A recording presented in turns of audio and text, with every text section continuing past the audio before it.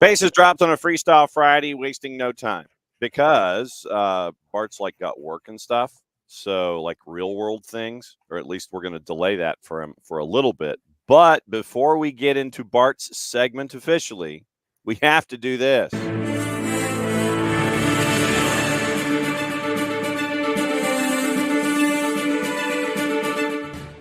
Since I don't have a trumpet fanfare, I kind of had to do it this way. Breaking news.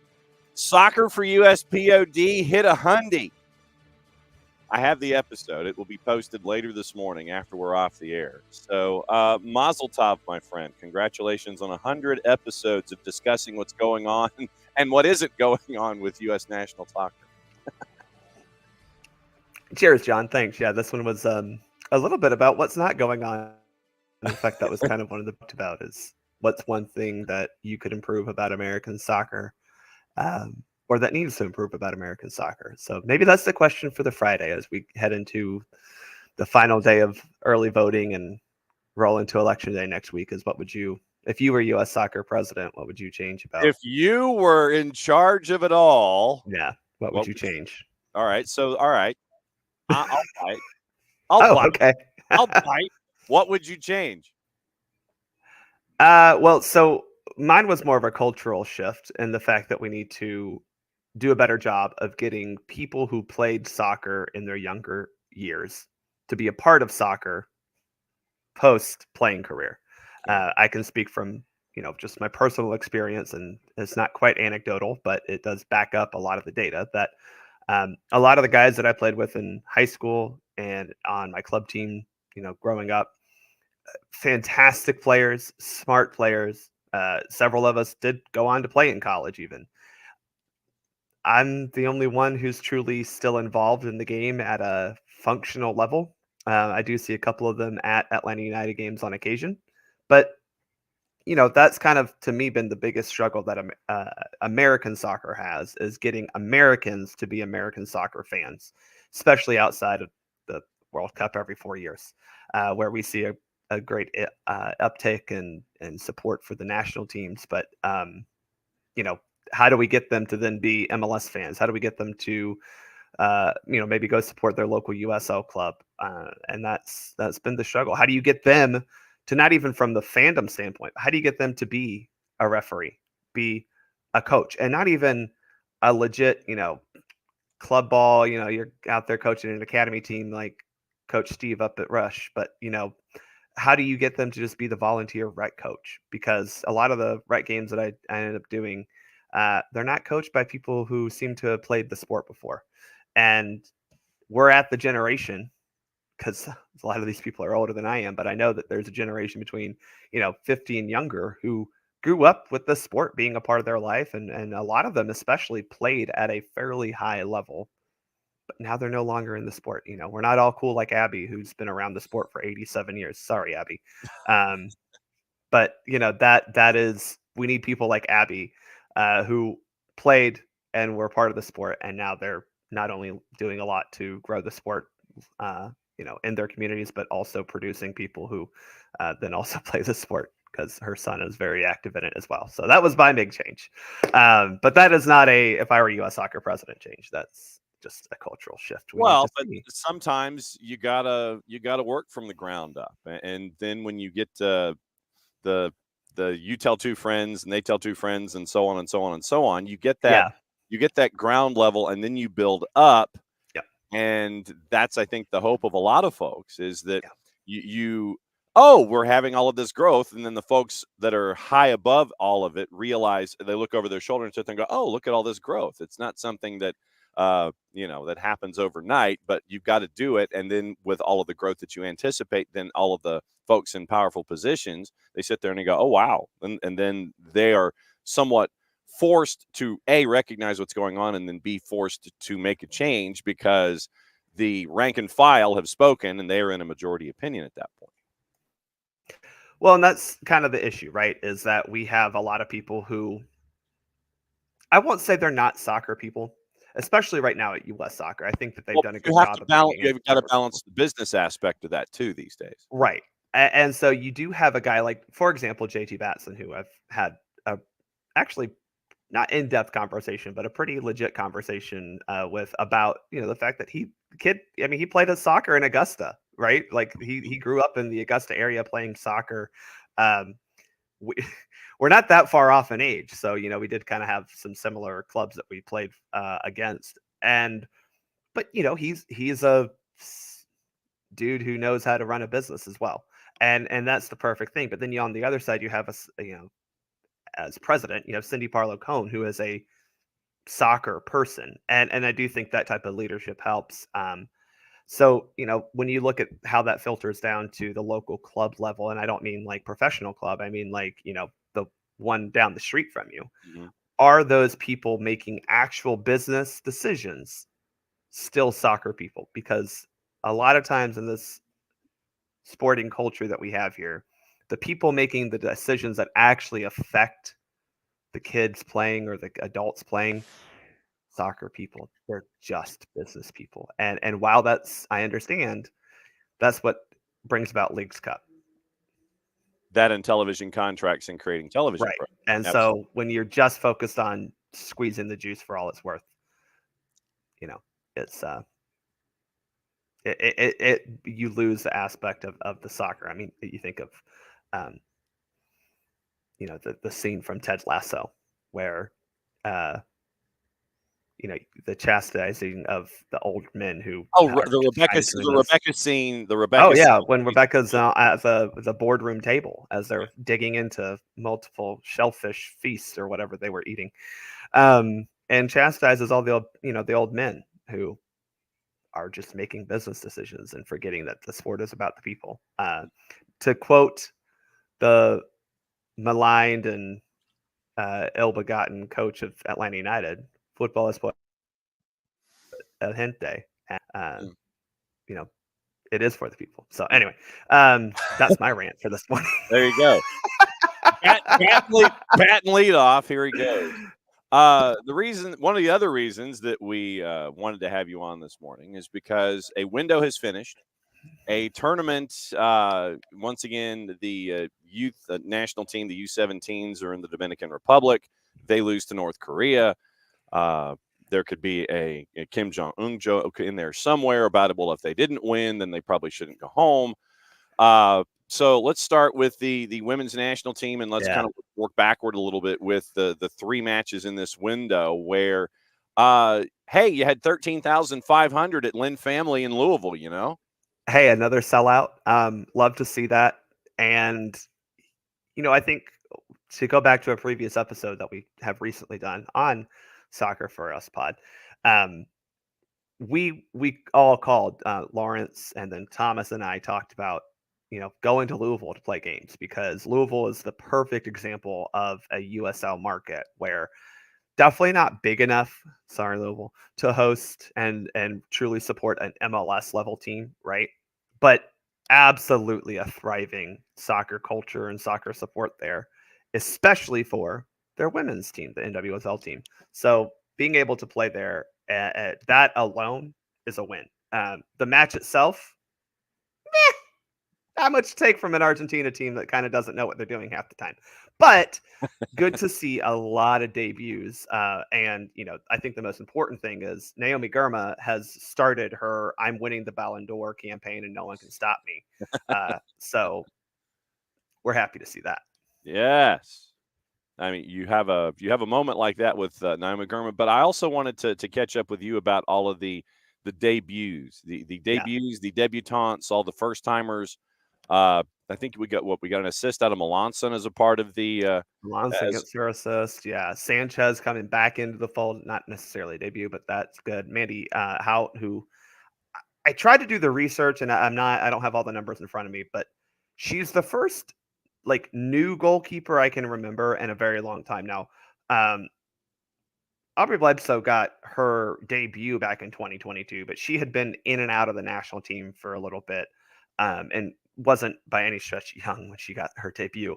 So how getting her debut here, maybe not the goalkeeper I personally would have wanted from NWSL. I'm still a Katie Lund fan and kind of think that she should have got the call up being in Louisville, but that's whatever.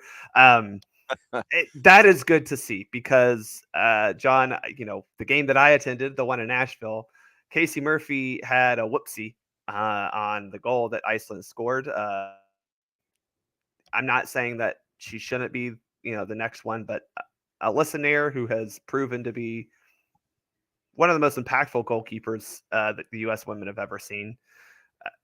She's kind of in that Brad Guzan era where how much longer are you going to be able to keep doing it? And while she's still at the top of her game, not quite sure how long that's going to be. So getting a truly new goalkeeper into the mix is fantastic.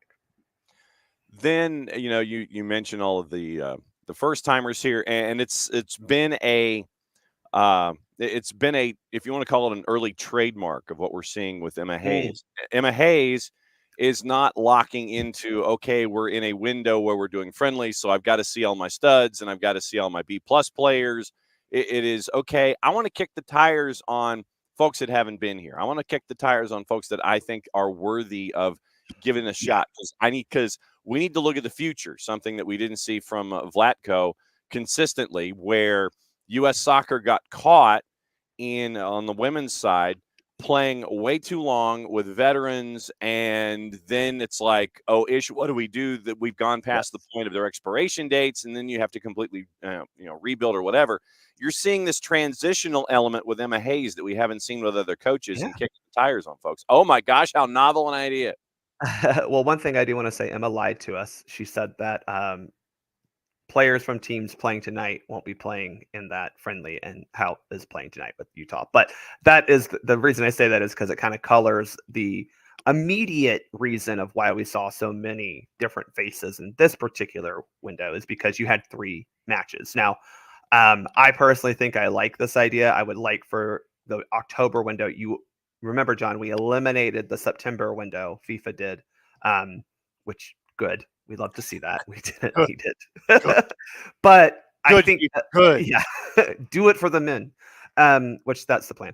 But similar to the men, I think this October window for the women, trying to squeeze 2 games or 4 games into it, maybe we can do that in the future. But anyway, this window, 3 games in the same window period, you're naturally going to need to rotate players. And so I think that was already built in a little bit, right? But to your point, Emma is looking for, I think we saw at the Olympics who the 11 are. Literally, they played like 1 million minutes. Yes. We saw who the 11 are. We saw who the preferred subs are. A couple of the problems there, though, is Lynn Williams, Crystal Dunn. They're not necessarily going to be around for a long time. Even to an extent, Roosevelt and Lindsay Horan are staring down, the age of 30 and over. So it is starting to be time to look for younger replacements, and to be able to bring in girls who have legitimate professional experience for multiple years at, again, the highest level that the world has to offer in the women's side. It makes 0 sense to not tap into that if you're Emma Hayes. Yeah. But further, John, I do want to point out that, we have some position battles, right? That I think, left back, you mentioned Melanson. That's a position battle. Center back, I think Emily Sams did a lot to help her stock there. Yeah. And then you're looking at who are those backup wingers. We talked about Alyssa Thompson last time, but Yasmin Ryan was a part of this. Is she someone who can continue to be a part of this in the future?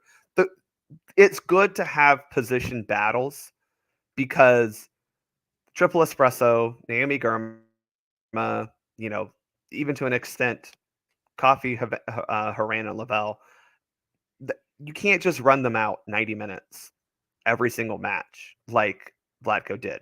Now, we do have to realize that this is also, John, you mentioned transition, but like that new CBA eliminated the need to continue to call the same players up, right? If you remember under the old CBA, these women are basically on salary, kind of what it equated to. So U.S. Soccer, once you reached a certain point, U.S. Soccer wanted to keep you in that fold because they didn't want to have to pay someone else. or get someone else into that salary structure. So we eliminated that, right? That was the positive for me of the new CBA. And so now you do have some more freedom. Now, Vlatko had it. He didn't use it. But we do have the freedom to explore the depths of the women's national team player pool. And this is, I mean, this has been something that has stuck with me for a long time. It's like you're thinking, I mean, and I'll go back to the Canada Women's World Cup where you're sitting there going, okay, I think this might be the last ride. This might be the last ride, might be the last ride. And you kept riding with those individuals. And I'm like, when's the transition going to happen? And then you get caught. And now you have. And Vlatko blamed, I don't know if he blamed, but used COVID as an excuse. Remember, we had that 2020 Olympics push back a year. Yeah, to 2021, yeah. And I think most people speculated that, okay, well, you give Pino and you give Lloyd their flowers in that tournament, and hey, tip of the cap, go win a medal, and then please let's move on. Mm-hmm. We didn't have that. The problem was Vlatko, A, didn't just use that moment as a ladies, look, we're moving on, right? And B, didn't, after that Olympics, turn the page even more. David is in this morning, and he says that Emma rode those she trusted in the Olympics. Finding more younger ladies to trust is an amazing plan, better than trying Taylor Korniak at every position. It wasn't fair to Taylor because she just put her in a position she can play. Oh, man. Well, but to have that kind of a Swiss Army knife can't be a bad thing, though. Well, she just wasn't. She didn't make the World Cup roster, so clearly she wasn't worth it. And the problem was you tried her at like defensive mid instead of playing Sam Coffey. You know, you forced Andy Sullivan, who's more of a 8-ish 6, to be a single pivot. And you know that's. I mean, we saw different formations. I think that's the other thing. We saw different formations. Truly having 3 center backs, having a right back or a left back stay home to form 3 center backs, having 2 strikers more centrally. You know, we saw Emma do things that wasn't just here's my 4-3-3 with inverted fullbacks, and we'll see what happens. You had variety. What is this? Is you're speaking I know. of, sir? And that's just what you keep going back to the Vlatko area, and you go, what in the world? Because you look at, I mean, look, you look now at what Vlatko's doing. He's got Kansas City, a team that was bad, now in 4th place, you know, with a very good record. And you go, this man won NWSL Cups. You know, he won he won Supporters Shield. Oh, NWSL Shields. You know, he won trophies before he got to the national team job. What happened? So I don't know, John. Okay. Bart Keeler hanging out with us for another couple of minutes and breaking everything down. So next, I think what we have toward the end of the month, I think we have 2 friendlies. I think is we what do. We're now in November. Now we have a friendly the day after Thanksgiving, and then a friendly that next Tuesday. Get all the folks who want to bring their families to go watch in Europe. Yeah, in Europe. You want Thanksgiving? You want American Thanksgiving in Europe? Bring your families because it's going to be England and another one a couple of days later. 2 big time opponents, England and Netherlands. So definitely a bigger test for this program than we've seen since the Olympics. But if you remember, John, 2022, the U.S. women's national team went across the pond to play England and Spain. That was the first of the red flags, I think, of Vlatko. And you lost to England in a hard-fought match, and then Spain with, I think, their C squad beat you.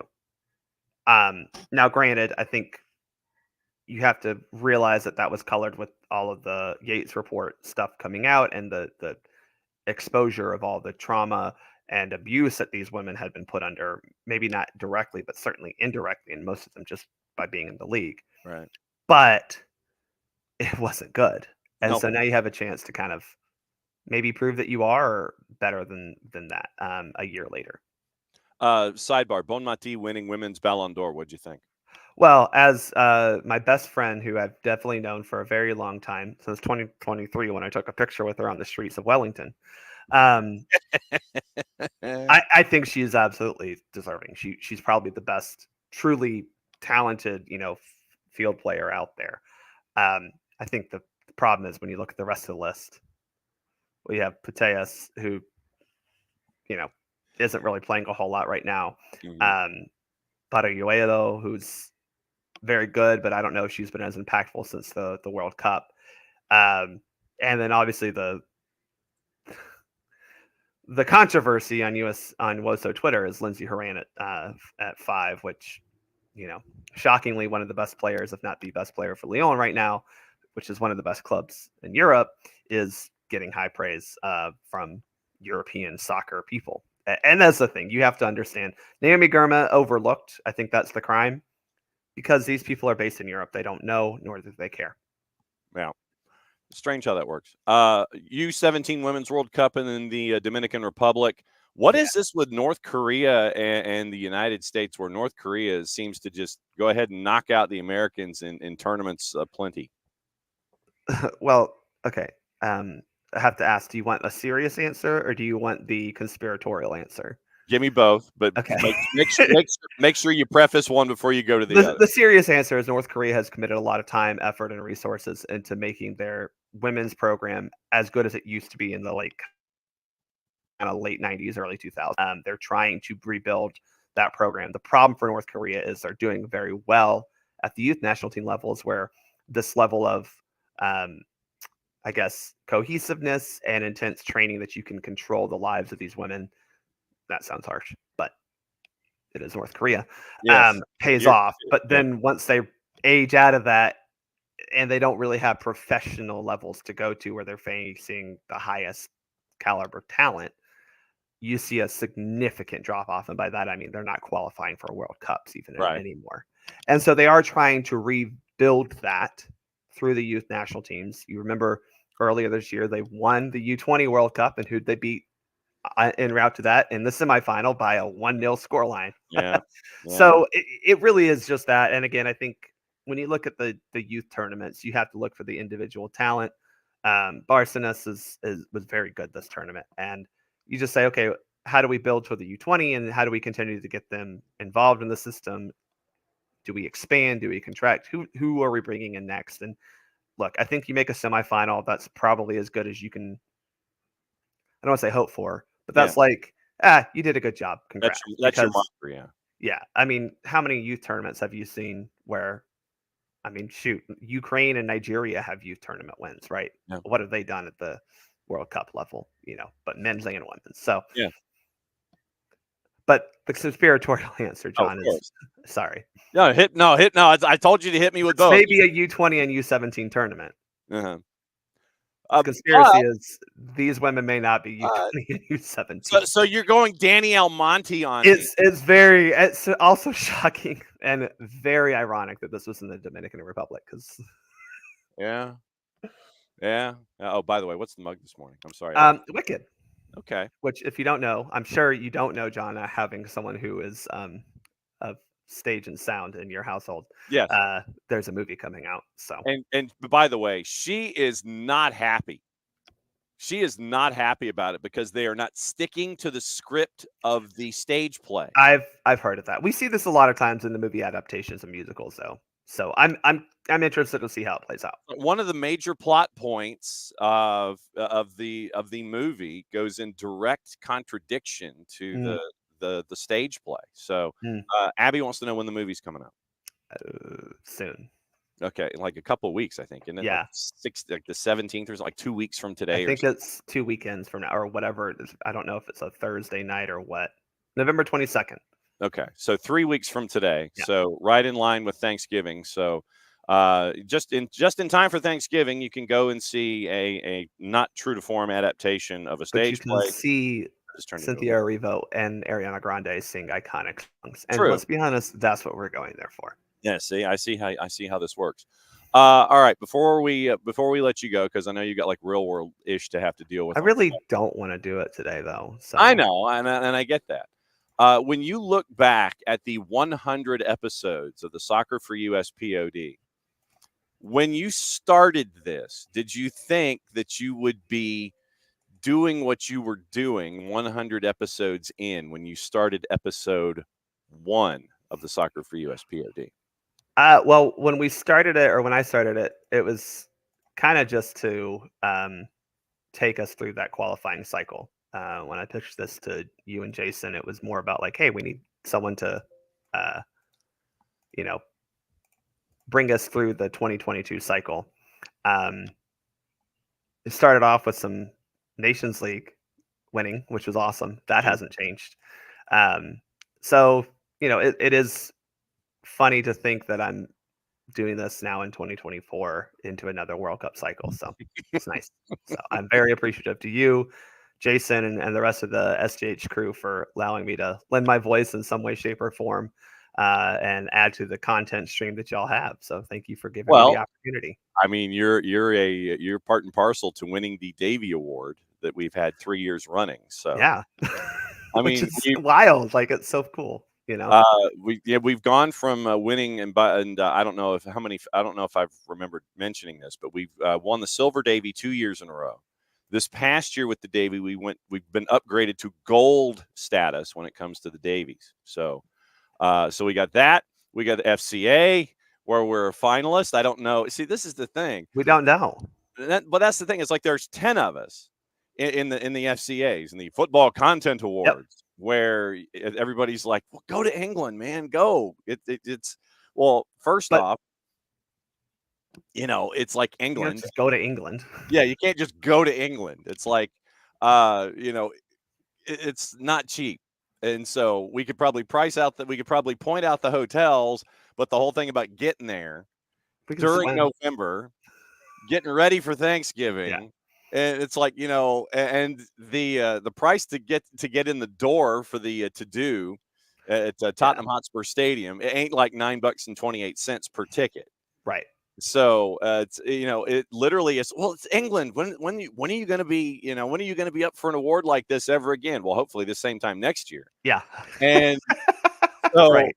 it's like everybody's like, go go go. When will you not go to London or anything like that? Well, the boss wants to take me so we can go to the West End, but that's that's an entirely different thing. But you can do that on a better time, Right? not in December of Like late November, pushing Thanksgiving and trying to figure out what's going on. Full disclosure, I have in my brain, I have a deadline with the FCAs, and if they don't let us know if there's such a thing as a finalist, I'm like, sorry, I can't make it. Yeah. But the boss, if she's like, if we're a finalist, she's like, blanket, we're going, and paying the Which means that you're going because she makes the decision. Yeah, she absolutely does. So yeah, we're waiting for an answer from the FCAs to see if we go from 10 to being a finalist, or an email from the guys that run it, and I can sit there and go, would it be worth our time and investment during American football season and what's going on in the playoffs for us to uproot to come to the ceremony? And if I was to get a positive answer by a deadline I have self-imposed, then we would be going. Then the show would be live from London in the morning time slot, and everybody here would still be asleep, and you just listen to it on tape delay, or maybe, we do like my version in Europe, and then the morning show during normal time frame. Yeah, if you were asleep, you could listen to whatever. So, yeah, you can listen to the early morning show and get up. It's like way too early. Instead of it being a Willie Geist or Lemire, it would be me. It won't be as bad as when you were getting reports from Australia, New Zealand. So that was blanking awesome, though. I mean, we timed it out to where you were just about ready to go to bed, and it was timely and it was epic. And so those kind of rare things are the rarest of rare, and it's part and parcel to why we have gotten to this point is because of folks that enjoy the project, know what it means, have been there as a part of the growth of the whole thing. You and everybody on your end have been fantastic about it. Yes, exactly, Alex. Look, kids, Big Ben Parliament. And I would be the one, driving in the circle, it's the whole time. But no, it's been fantastic. And I just wanted to tip our hat to you for hitting episode C when it comes to the POD. Again, thanks for letting me do it. And, I just send things to you and you put them up there. It's kind of fun. Well, yeah, exactly. I'm Well, glad I don't have to do it as someone who's been on that end of the podcasting part. It's the editing part still is what gets me. But yeah. yeah, yeah. No good. It's always good. But go back to the real world, my friend, and congratulations on 100. And we will catch up with you Monday. Actually, what do you want to talk about? Oh, we got reffing down here on Monday. We'll That's have reffing down here. I'm sure yeah. that we will have something reffing to talk about. Yeah. On Saturday. Yeah. Because tomorrow, John, we got a home playoff game. Who'd have thunk it? Absolutely. Not me. I'll tell you that. I'll put my hand up and say I did not think this team was going to even make this part. Hey, FEA, brother. Yeah. No, I mean, look, if Tom Brady, if they're quoting Tom Brady and FEAs, hey, it's not my fault they didn't decide to be a good team until 3 weeks ago. So careful, cowboy. Yeah, don't blame me. But I'm sure we'll have something to talk from there. I hope to see some of y'all's faces tomorrow night. And crap, Coda. What happened in Seattle and Houston has been a big thing on reffing down here this week. 9 minutes to make 2 decisions on the red cards. The Kadaskia red card and then the Mikael off the shoulder and in. That was a reffing down here you missed. I'm trying to. Oh God, I've slept since then, so I'm sorry. And watched soccer since then. The Kadaskia red card. I think it took too long to see something that was pretty obvious. Yeah, if it's violent, I do think, John, and I do wonder if they were looking at other things to see if anyone else warranted a red card. I do think that may have been a little bit of what took so long, but like piecemeal, man. But like, man, I'm with you because it was like, yeah, he basically threw a punch for lack of a. I mean, he did. And Nico yesterday actually pointed out that he lashed out and tried to kick Rusnak early in the scrum, and I didn't see it until I don't know what was going through that dude's head. He was on something else that game because it was not great. He's on his anger pills. Yeah, I can't remember. I remember seeing the alleged handball, but from my vantage point, it wasn't actually a handball. No, it wasn't. No, it didn't. Okay, it hit Mikael basically right here, and it hits him here first, and then goes off, and then but it took 2 minutes. It didn't look like a handball, and we've talked about this where if it's above basically your armpit, it's not a handball. So this right here, where your shoulder and your chest meet, is certainly not a handball. That hasn't been a handball for a very long time. But Ted Uncle was quite confident in his call when he had. I thought Ted had a decent game, minus like taking too many years to decide that Kadaskia needed to leave. But I thought he was okay. I mean, and Ted is staring at Mikael's back, and he goes doink doink, and he goes penalty. Anyway, all right. It was from his angle. I see why he called it the way it did, but then you look at it, and you go, okay. It just took too long, and that's something we need to iron out with VAR. 2 minutes and 50 seconds later. All right, get out of here. We'll see you Monday. Enjoy USL playoffs. Enjoy NWSL soccer tonight as well. So all the soccer to watch this weekend. See y'all tomorrow. Bye. Well, see you tomorrow, then see you Monday. I'll see you on the big screen tomorrow for sure. Yeah, we'll see everybody inside the arena tomorrow. As you steal me a Resurgence jacket. You and me both, brother. See, Bart's got a thing about that that double-sided Mitchell and Ness, and I can't say as I blame the man, considering that's 2 spins on the ATM card to get that thing. It's gorgeous. Do not get me wrong, but I want that. I don't know when I would ever wear it, mind you, but I want it. And that's just, I've turned into a bit of a clothes hog when it comes to these kinds of things. All right. So that's Bart. Morning, Bam. Morning, Abby. Morning, David. And Harry was in early this morning, and it was before the show started. So Harry was in this morning discussing USL Championship, and I do have a question for Harry about Alan Marcina. The rest of the show this morning is kind of weekend whip-around-ish and promoting stuff that we've got on the network, stuff coming up on the network. We got to promote Bart in episode 100. So you're going to hear from Conno Smith coming up here in this half hour. And in the second hour of the show, it is Weekend Whip Around, where we talk about Atlanta United, talk about everything going on with Match Days 2. You're going to hear from Ronald Hernandez in an exclusive from the SDH Network, part of the interview that Maddie did with Ronald yesterday. You can catch the rest of that interview on SDH social media.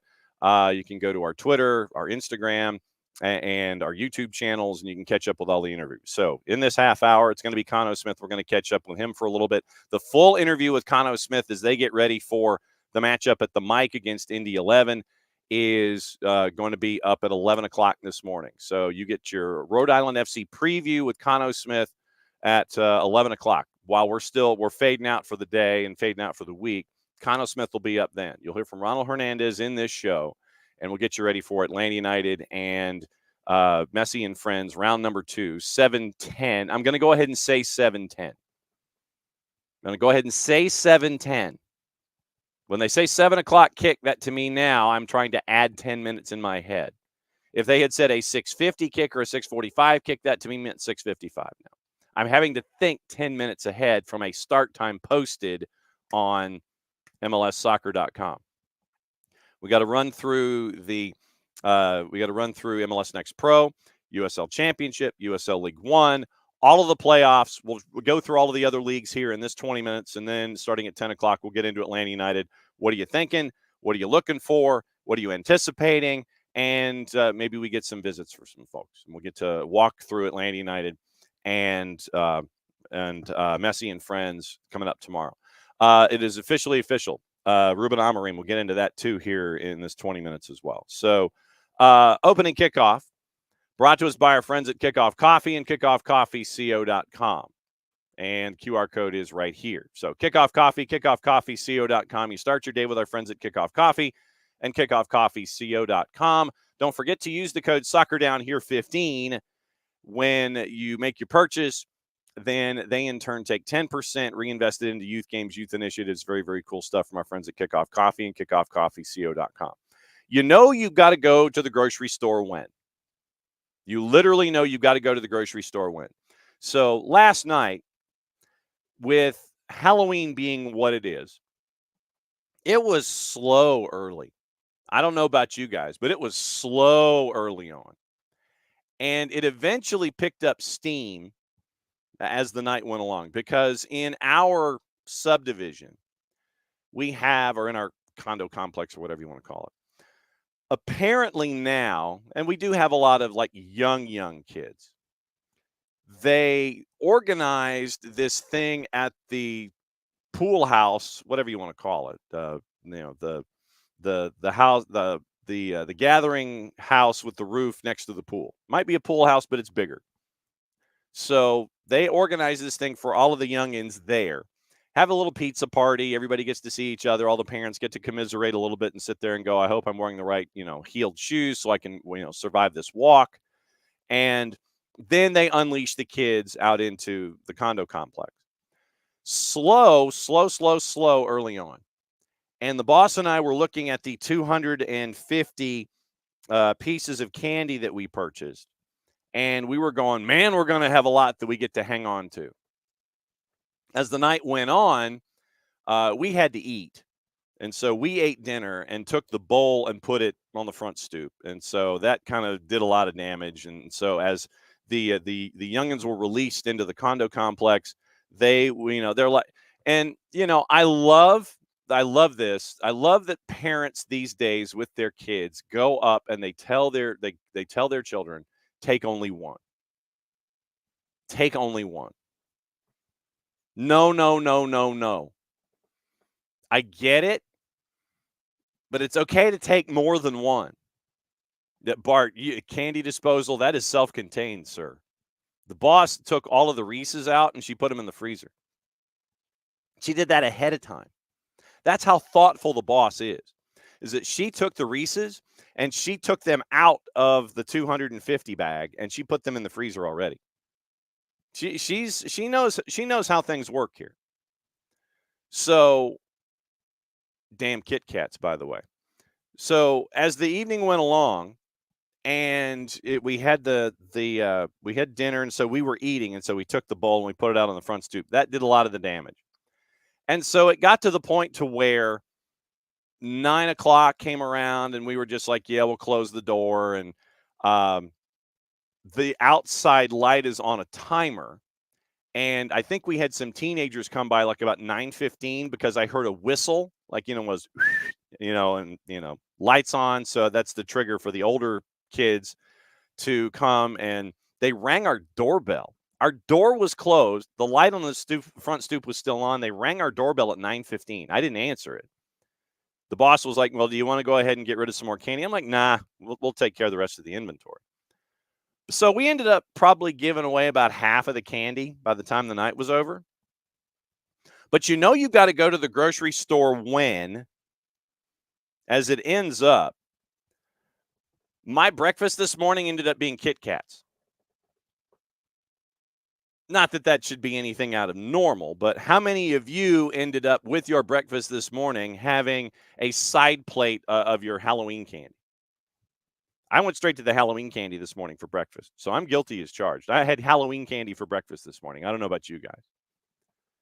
Alex says they had a pair of brothers, then another kid. That's it. Normal suburban neighborhood. I think a lot of parents are opting for very organized, controlled events.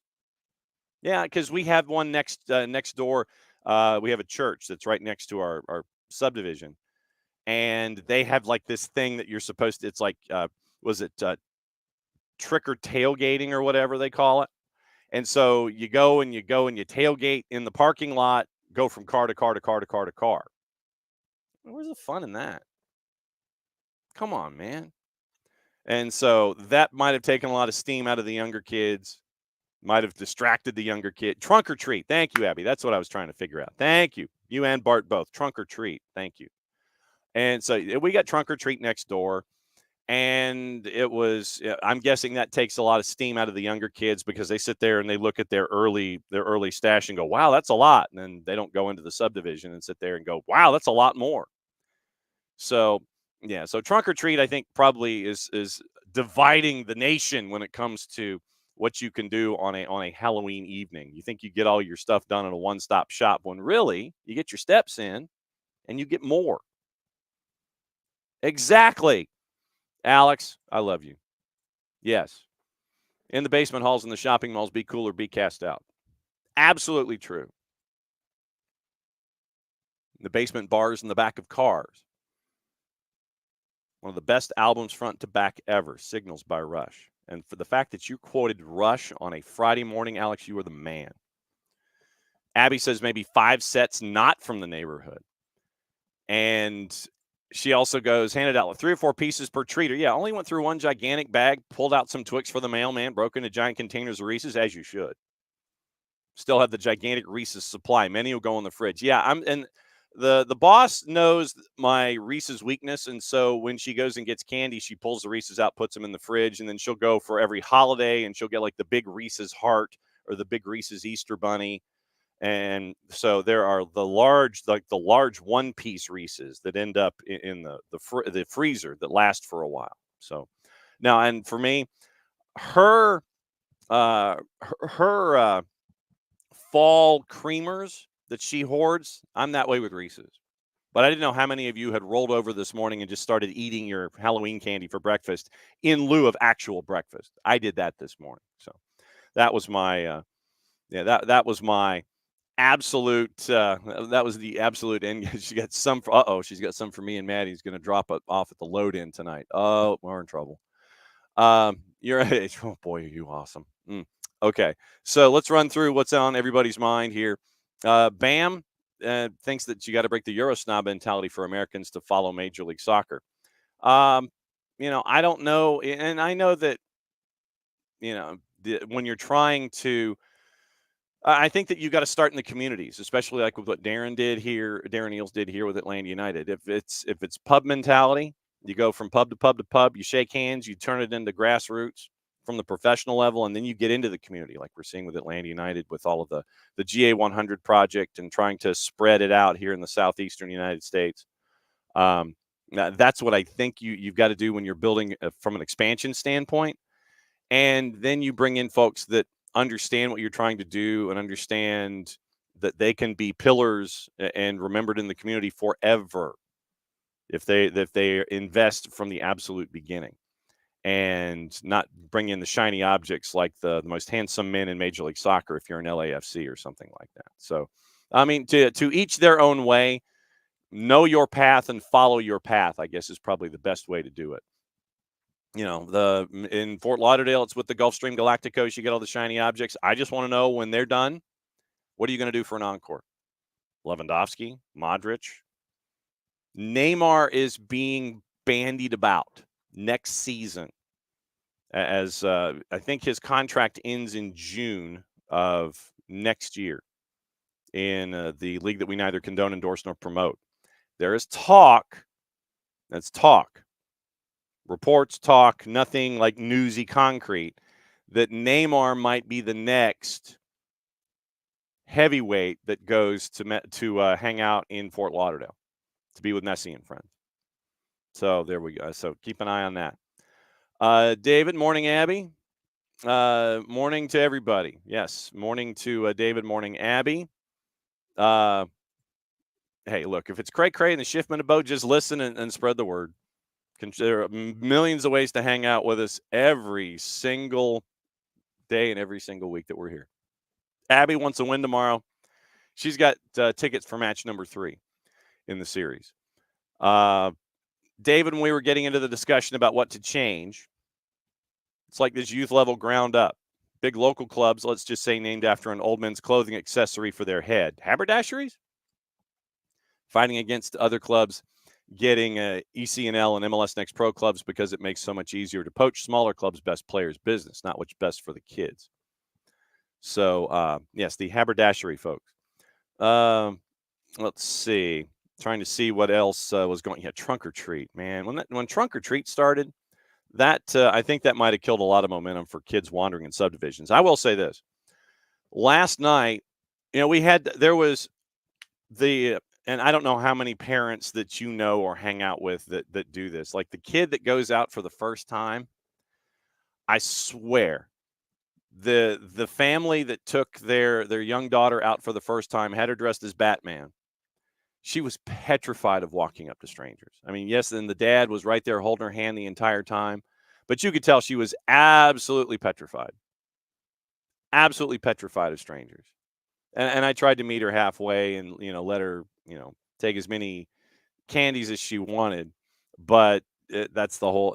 She was so absolutely petrified, and I felt for her the entire time.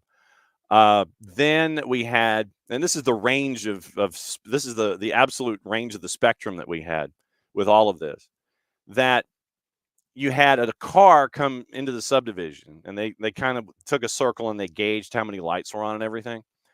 Then they stopped at the front of the cul-de-sac. The kids who were teenagers, early teens, they came pouring out of the back seat with their bags. And literally, it was like a NASCAR pit stop. You see the doors, the back doors to the car open. The kids come out. The teenagers come out. They go to the doors that they saw where folks were handing out candy and lights were on, and then they would go from one to one to one to one to one. So you had the slow 2, 3, 4, 5-year-olds, and then you had the organized operations of the early teenage years. So you had the diaspora of approaches last night, at least here in our neighborhood. Abby says a neighbor across the street went for her first Halloween. She was always duck and just wanted to pet the dog, didn't care about the candy. Dad forgot a candy bag, went and grabbed. Yes, she was a duck. Wanted to just pet the dog.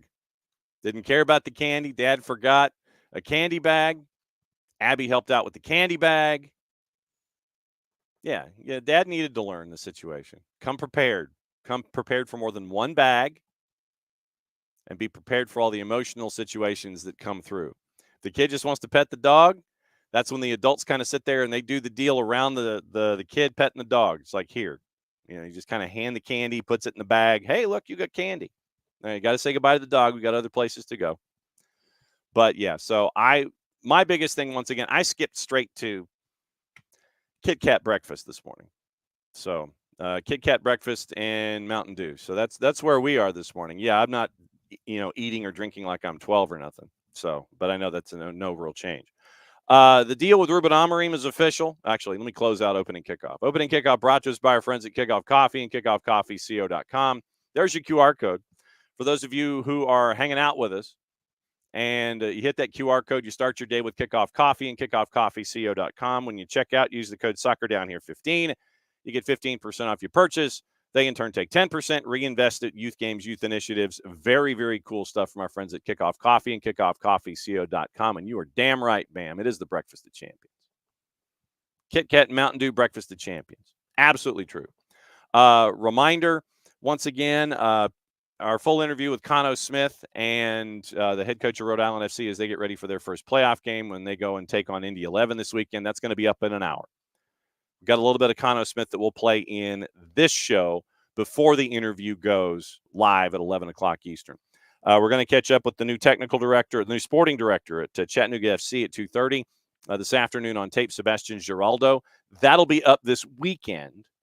So the new sporting director at CFC after the new head coach appointment. So that'll be up this weekend, catching up with Seb Giraldo and find out what his vision is for Chattanooga FC going forward. Don't forget also, it's going to be the review previews of USL Championship, USL League One, MLS Next Pro. We'll go over all of those playoff situations as well, and opening round in USL Championship. Alan Marcina let go yesterday by San Antonio FC. Prevailing wisdom from our friends at the USL show is that, yeah, what Marcina did, it was time. I mean, it was great to get San Antonio where they got, but it was time for Marcina and San Antonio to go their separate ways. Harry, I need your advice on what you and everybody thinks there on the ground in San Antonio. So also tomorrow, atlutd.com/live. It'll be U18s and U16s at 9 and 11. Check your travel plans for your day because there's going to be some political activity from both parties in the Atlanta area. If you are coming downtown for the match, you might have to leave a little early or be a little creative when it comes to coming into the area in and around Mercedes-Benz Stadium for the matchup against Messi and friends. Check your travel plans, and check how you're going to get here and what all of those around you in your circle are going to be there. Billie Eilish is at State Farm also. Wow. Yeah, this is a harmonic convergence of events. Okay, so it's politics, Billie Eilish, and Atlanta United. Check all of it and use your driving acumen, use all of your thought patterns, and try to figure out how to best approach Mercedes-Benz Stadium on Saturday. So, yeah, 70,000 at the Benz, Billie Eilish, and politics. All three elements going to be in and around the Atlanta area, but specifically Billie Eilish and Messi and friends at State Farm and at MBS. You got that. You got all the politics going on. And so there you go. Check your travel plans. Check your travel plans with your friends. And like Rope says, take MARTA. It's smart. Spoken like a true local. Okay. All right, let's get into the playoffs for this weekend in various and sundry places. We'll build to Atlanta United and get to Atlanta United and Messi and friends. And yes, OG, absolutely true. OG and Ropes. Take MARTA at Smarta. So let's go ahead and get into USL Championship. We'll go USL Championship. We'll go USL League One.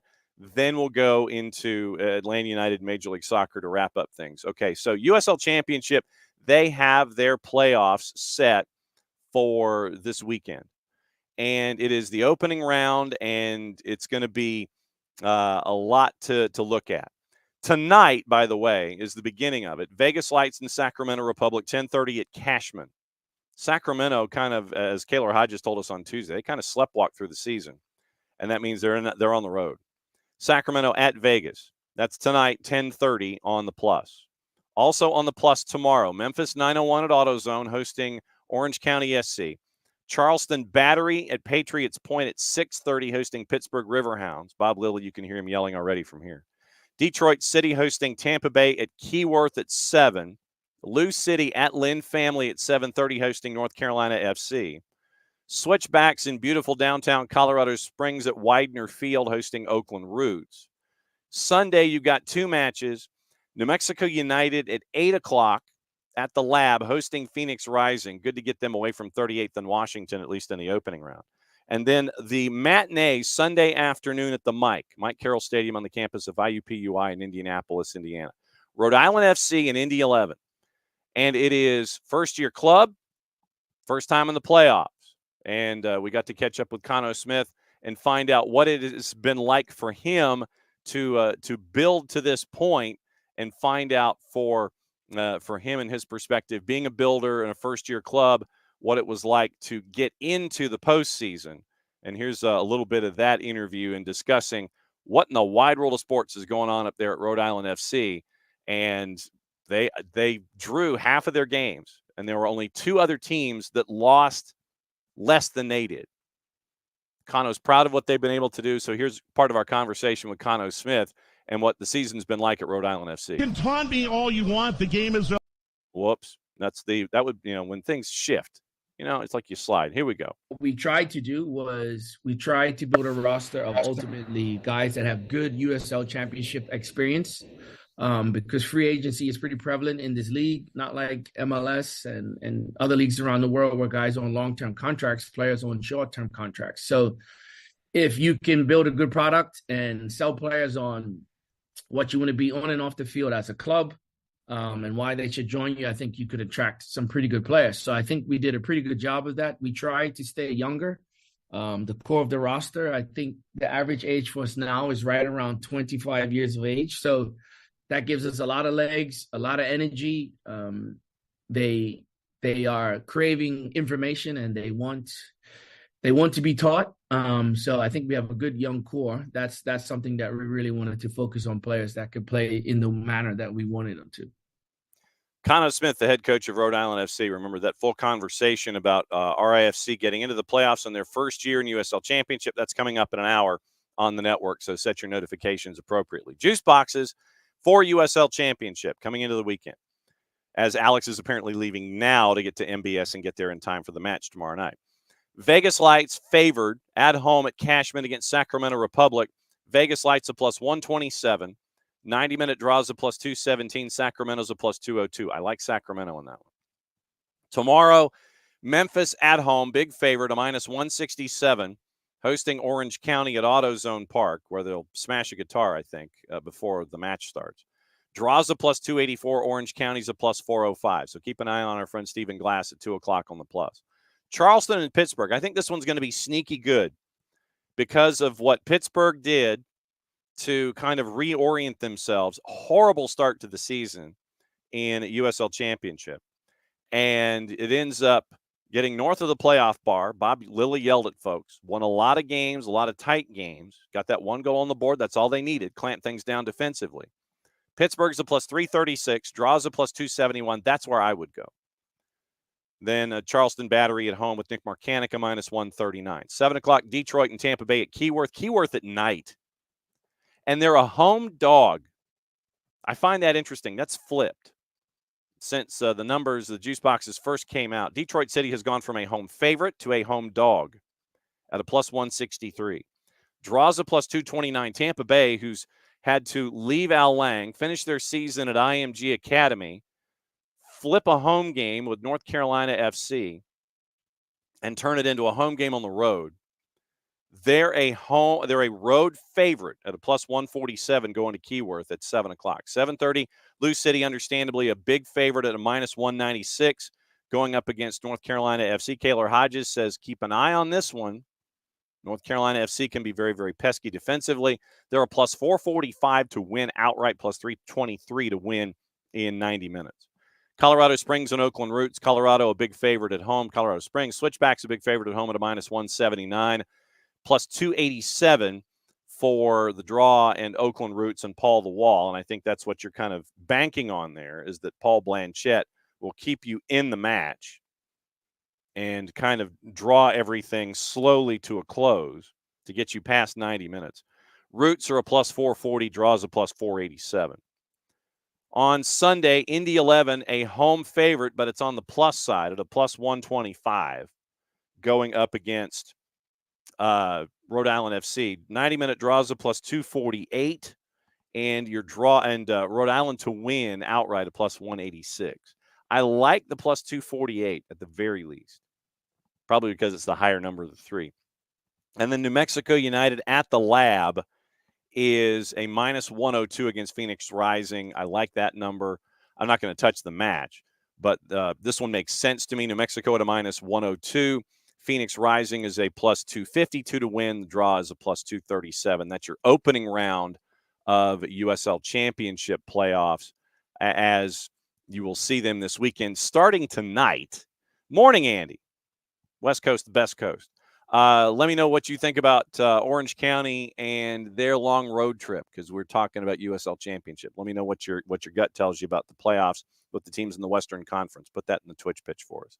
So that's your juice boxes in the USL Championship. USL League One, people are going to be knocking the daylights out of each other. No real surprise that they would be doing that, by the way.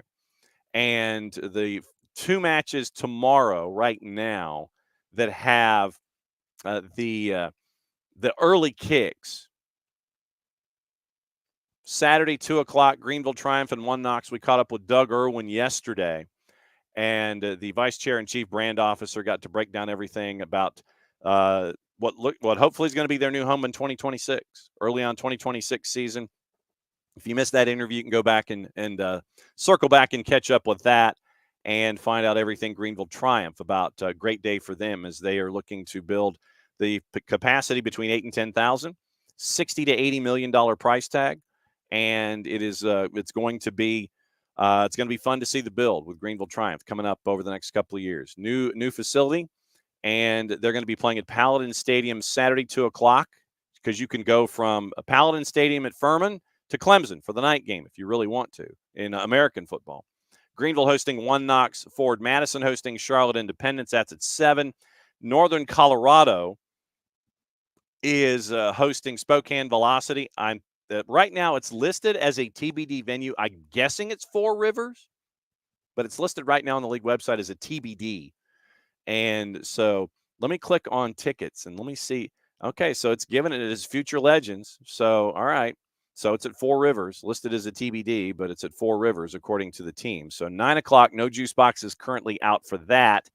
And then on Sunday, 3:30, Warner Park, Papilla, Nebraska. I always want to give it the benefit of the doubt and go French. Papilla, Nebraska. Richmond Kickers at Union Omaha. That one is going to be on CBS Sports Network, by the way, Sunday afternoon at 3:30. Richmond visiting Union Omaha. Juice box is only available for the first 2 matchups so far. Greenville on the plus side, but favored against One Knox at a plus 135. Draws a plus 212. One Knox is a plus 195. Ford Madison minus side at home against Charlotte Independence, minus 122. 90-minute draws a plus 234. Charlotte Independence is a plus 325. So that's your rundown. USL League One is going to be they're going to be knocking the daylights out of each other. So it's going to be really interesting to see how it's going to lay out here. All right, so out of the playoffs, let's get into the news before we get into Atlanta United. Once again, what's on your mind when it comes to Atlanta United, Messi and friends? We'll get into that. We'll hear from Ronald Hernandez here coming up in just a bit, and we'll also go through the rest of Major League Soccer. So we might just build to it. We'll do news of the morning, rest of Major League Soccer, then Atlanta United. How about that? We'll do that for the remainder of the show. So Portuguese Sporting has released the financial details on the signing of Ruben Amorim and the staff. Officially official. It's out on Twitter on the 280-character app. They've gone comunicado sobre a saída de Ruben Amorim. So it's officially official. They've acknowledged it. They posted, Sporting reached an agreement with Manchester United regarding terms and conditions of Coach Amorim's departure, in return for which Manchester United will pay Sporting 11 million euro. There was a look at 10, and then if you wanted everybody else, it was going to be another 3 or 4. So statement said that Sporting will also receive 1.6 million euro in relation to the termination of contracts. So those are the financials that are attached to Ruben Amorim and heading to Manchester United. So it's officially official that he is on his way over. United say that talks were not held with any other candidates. James Ducker at the Telegraph early this morning. United believe they are appointing one of the most exciting and highly rated young coaches in European football, who they feel has the style of play, personality, energy, and winning mentality for the role, as well as a reputation for developing young players. United insiders say Amorim was their first choice to target and replace Ten Hag, and that they did not hold conversations with any other managers. Old Trafford sources to Ducker believe Amorim has, quote, a notably different profile from former head coaches, end quote, and will bring a new style and approach that taps into what they say is a broader evolution of the club's football structure. They were aware, meaning United, of the 30-day notice period before entering into discussions and say the compromise they've struck with Sporting means the coach will be available 3 weeks before he would otherwise have joined. United respected it was a difficult situation for Sporting. United delegation led by Omar Barada traveled to Lisbon Monday to speak to Sporting face-to-face and communicate their desire to appoint him and explore an earlier release clause. Jamie Carricker says that the next test will be really in 18 months when it comes to Amorim. Amorim signed a 2.5-year deal. So we'll see what the thought is there. He's excited for the new challenge. Yesterday's press gathering at Sporting, he said he's ready for a new challenge, loves everything about the Premier League. And so Ruben Amorim is packing up the bags, and he's heading to Manchester United. Ducker is also mentioning the possibility of friction involving Ruud van Nistelrooy, considering that Van Nistelrooy is a club legend. New head coach, backroom staff, all coming in from Sporting. The guys that Ruben Amorim wanted, he's bringing them all, apparently, or as many as he can. So Ducker is putting out there the idea of potential friction. He says that Van Nistelrooy is a distraction that Amorim does not need at Manchester United. Made no secret, meaning Van Nistelrooy, the fact that becoming the assistant manager of Manchester United was the only job for which he was willing to give up the role of a number one. Probably could not have expected that only a few months later he'd be replacing Ten Hag on an interim basis. Talked Thursday about his regret that things had not worked out better for Ten Hag, but also how there was little time to dwell on things with games to be played and won. Van Nistelrooy has the chance to enhance his reputation over these coming matches, much as his former teammate Ole Gunnar Solskjaer did in his interim spell 6 years ago. But regardless of what happens, and this is Ducker, regardless of what happens on the pitch under the Dutchman, United needed to move on, and Amorim explained that there can be no place for Van Nistelrooy on his staff. If that sounds ruthless, it's because that's precisely what United needed to be. This is not time, and this is where he goes op-ed. Not the time for sentiment or clouded judgment. Goodness knows there's been enough of that at Old Trafford in recent times. Amorim intends to bring 3 of his Sporting assistants, Carlos Fernandez, Adelio Candido, and Emmanuel Ferro, with him, plus goalkeeping coach Jorge Vital, sports scientist Paulo Barrera. Even if the idea of Van Nistelrooy staying on interested him, there would be no space to accommodate. But what Amorim does not need is an assistant with a rich United backstory who's already had a taste of the top job and is very clear about his own managerial desires hanging around in the background. Van Nistelrooy's presence was complication enough for Ten Hag, and he apparently had chosen the former United goal scorer to join his staff alongside Rene Haak, contrary to claims he was hoisted by the manager by the club's hierarchy. It's a distraction Amorim would not need, so even if the next few games go swimmingly for Van Nistelrooy, United and their new head coach will need to part company with him, even if that means yet another compensation bill. So, yes, Ruben Amorim in, bringing assistants. So we'll see what it all looks like involving Ruben Amorim and Manchester United as things go forward. Once again, checking to see if Crystal Palace. We mentioned sales and sponsors and things. Crystal Palace is in talks with 3 leading candidates over selling Texter's stake. Remember, John Texter wants to buy Everton. Football financier Keith Harris spearheading the bid to buy 45% stake in the club, and the deal worth upwards of £200 million. An international consortium advised by the veteran football financier Keith Harris is among 3 leading contenders for a 45% non-controlling stake at Crystal Palace. Rain Group has been dealing with 3 serious suitors for at least 2 months. Harris, who's been linked with dozens of footballing takeovers in recent decades, is advising businessmen including Zakaria Janwa and Navshir Jaffer on an offer. Harris's group would probably execute its deal through the recently incorporated Sport Bank vehicle, worth upwards of £200 million, said to be made up of a collection of investors from North America, Canada, Europe, and the Gulf. Initial reports over the identity of the bid on Sky and the 4-letter paper have since been corroborated by the Telegraph. Palace's overall value said to be up to £500 million, around the same price that Everton was valued at minus debt during Farhad Moshiri's protracted sale. Stanley Tang of DoorDash has denied suggestions that he was also in discussions to buy the stake. Textor wants to have a controlling interest in another club, having missed out on the proposal to buy Everton. Parrish, Textor, Josh Harris, David Blitzer oversee the running of Crystal Palace's general partners. Textor has repeatedly hinted at frustrations that he does not exert as much club control as he would like. Acquired his holding in Palace in 21 for about £90 million. His multi-club network, Eagle Football, also includes Lyon, Botafogo, Molenbeek.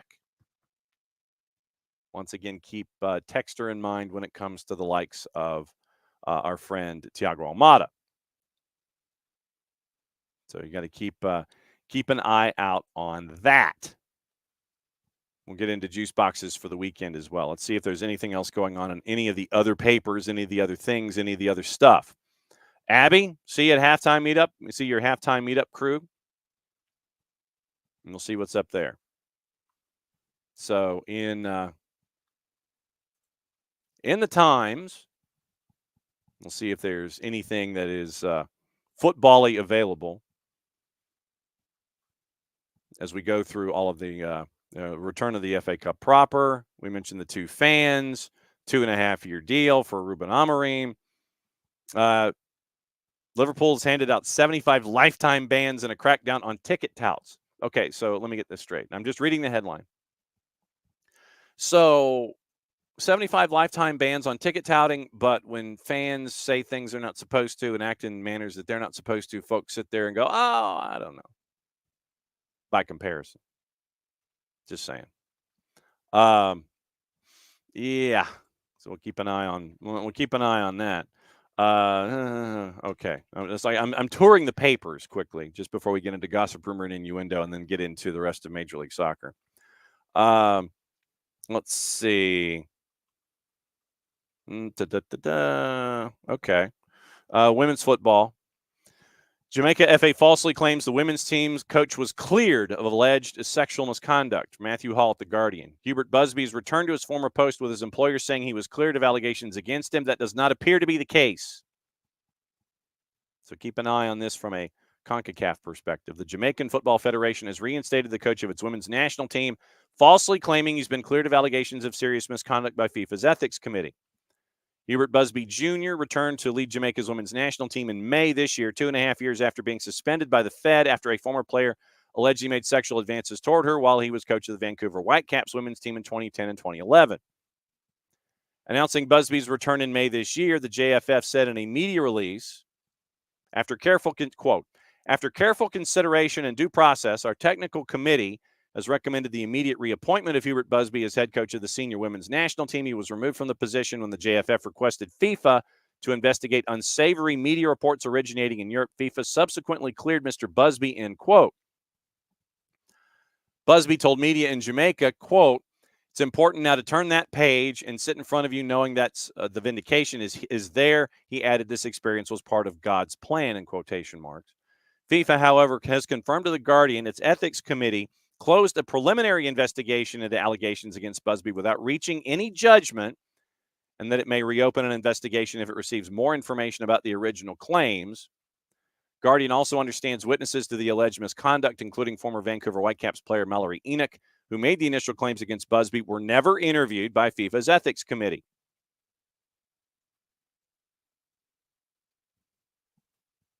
Three paragraphs of a statement, make it 4. FIFA sources with knowledge of the Ethics Committee investigation into the allegations against Busby confirmed to The Guardian that the coach had not been cleared, but that the investigation had been closed because the statute of limitations had expired. Sources said Busby had been informed of the investigation status in a letter sent to his lawyer prior to returning to Jamaica position. Busby's lawyer declined to comment on whether or not he had been cleared by FIFA, but Busby has consistently denied any sort of misconduct. General Secretary of the JFF, Dennis Chung, declined multiple requests for an interview or comment, unable to provide evidence that Busby had been cleared of the allegations by FIFA. JFF spokesperson told The Guardian the general secretary has his papers in order, referring all questions to the national team position to FIFA. And then it goes into the rest of the article and the story going back to 2010 and 2011. This becomes required reading for the day. So you can read up on what's going on involving the Jamaican Football Federation over at The Guardian. Okay. Andy, let's see.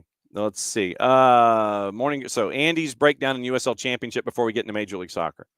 6-1 aggregate over Memphis this season. Played them twice with 2 managers, and now we go back with a 3rd manager. They've not impressed me even when they had Philip Mediocrum, as opposed to Philip Goodrum. We know the Philip Goodrum. Andy has seen apparently Philip Mediocrum. Speaking of things that need change in American soccer, more lower league clubs playing in soccer stadia. And Andy says, if I could throw $50 on that plus 405, I totally would. And agreeing with Bart, number one priority for every lower division team should be to acquire full control over their own ground. Otherwise, you're at risk at every municipal election and every corporate turnover. David, FIFA not really clearing him is whatever. The fact that FIFA saying it was okay with things as a rationale for bringing him back is ostrich behavior, just sticking my head in the sand like FIFA's on the right side of this in most occasions. Indeed. Okay, so to Andy, to your point and to Bart's point, that goes back to our Greenville discussion that we had yesterday with Doug Irwin, where they're building their own barn. It's going to be live, work, play like we've seen in USL League One a lot of the time. And Andy has seen the Orange County situation front and center, where it looked like for a while Orange County was going to be without a home and maybe out of Orange County. But they played this past season at Championship Stadium in Irvine, California. So where they've been.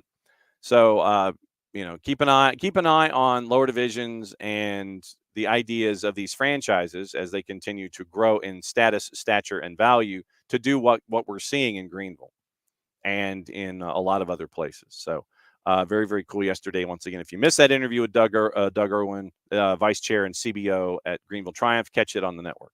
Okay. Let's get into Major League Soccer. I'm going to build to Atlanta United. So this weekend, it's match day 2. I was about to say round number 2. It's not match day 2. It's round number 2. And then we'll get into MLS Next Pro as well, just briefly. But just as a reminder, once again, review preview shows, Championship League One, MLS Next Pro, up later this afternoon. So MLS, and we've had some of the postseason awards, by the way. Postseason awards have come out, like Goal of the Year and things like that. So a really good interview with Brad Gazan. With Charlie Boehm caught up with Brad. Man doesn't feel 40. He ain't acting 40 this year. So if you wish to read about Charlie Boehm catching up with Brad Gazan, you can catch it there. You look at some of the awards that have happened already. We got Goal of the Year, and that was posted. Diego Chara was going to return for the 2025 season. Diego Rubio signed a contract extension in Austin. They also signed Brendan Hines-Ike to a contract extension.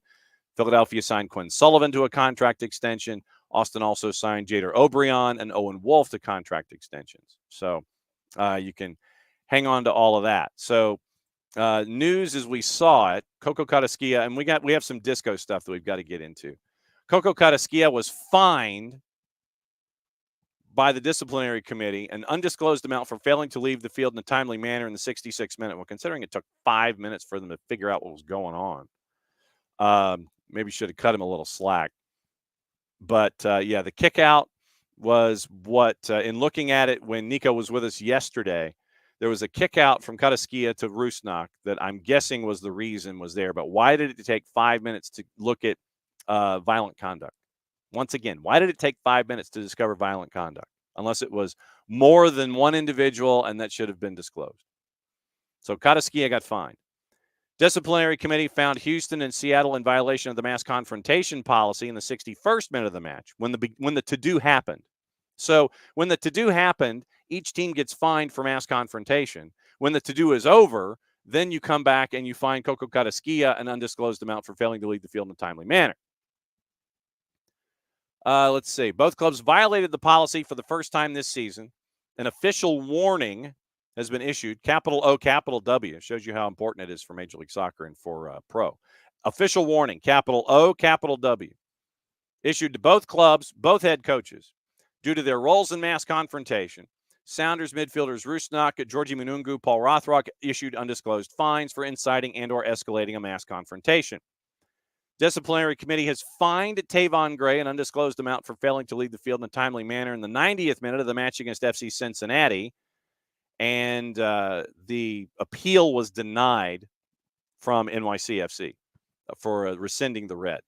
Luis Suarez has been fined an undisclosed amount for violating the simulation embellishment policy in match day number 1 against Atlanta United. So 46th minute, and I'm going to look at it just so I can see it once again. And so, of course, we have a paper towel ad as an embed before we get to show the particular event. But Luis Suarez fined an undisclosed amount for violating the simulation embellishment policy in the 46th minute of the match, going up against Atlanta United. And so literally he goes down right at kick. He literally went down right at kick of the second half. It's like a ball goes back to Brad. Suarez goes down. And he's still down, and for 20 seconds or so, claiming a shot to the face. He's grabbing the right-hand side of his face. And I'm trying to look at this in something of real time. So Suarez down on the ground, grabbing his right cheek. And it was so, wow, that was awful. Derek Williams grabs Luis Suarez kind of on the back of the jersey. Brad goes by, buzzes past him, is like, come on, man. Derek Williams is like, come on, man, I didn't touch you. And he really didn't. Literally, Derek Williams grabs Suarez lightly on the back of the jersey as he's buzzing past. Suarez goes down and grabs his face. Yeah, you should have been fined. You should have been fined for bad acting, too. That was horrendous. That was awful. We'll get into the officials as we go. Let's see. So, disciplinary summary. Brian Vera was fined and suspended for an incident against Minnesota. Rudy Camacho was fined by the disciplinary committee as well. But yeah, Suarez, please. Give me a break. Yeah, OG Suarez simulating. Shocker. I know it was a shocker. But it wasn't even close. But, I get what you're doing. You're trying to see what you can draw from the from Ted Uncle at the start of the second half. You're trying to set an early bar. I get it. But that was horrendous. St. Louis City SC Stadium, by the way, is going to be renamed Energizer Park as we go. Tell you what, let's go right into it. We're going to welcome Jason in to discuss things involving MLS, college, Atlanta United. What's up, dude? What's up? I was just going through the disco finger wags of the day of the week, and Luis Suarez getting fined by the disciplinary committee for a horrendous fall down at the beginning of the second half. So he got an envelope, I guess, from the league office for violating the simulation policy. Should have been a yellow card. I think refs have to get back to showing yellow cards for simulation. They're not doing enough of that. Those things add up. And look, we see it when bad yellow cards are given. Accumulation ends up causing suspensions. So you should have yellow cards issued in these situations. And if you're going to fine somebody retroactively, add a yellow card to their total. If you want to get rid of it, whatever, $500. I don't know how much the fine is. $500, $750, whatever. I'm sure there's an escalation. That's not as much as a yellow card on their accumulation would be. Add the yellow card when you do this nonsense. And can we stop obsessing over not leaving the field in a timely manner? Like, that's the dumbest fine that Disco likes to throw, and they do it all the time. Yeah. Focus on what's important. This is good because it should have been a yellow in the moment, but give the retroactive yellow or say you're adding it to his yellow card total. If you don't want to actually go back into the game report and give a yellow because you can't because of dumb laws of the game or whatever. Put a yellow card in his accumulation. You really want to crack down on it? Do that. And it needs to change, and hopefully Disco will do that at some point if they're actually going to be serious about this stuff. Yep. You and Maddie got to spend practically every possible waking moment up at the Children's Healthcare of Atlanta training ground that you could this week. What was some of your thoughts and feedback from what you got to see over the week?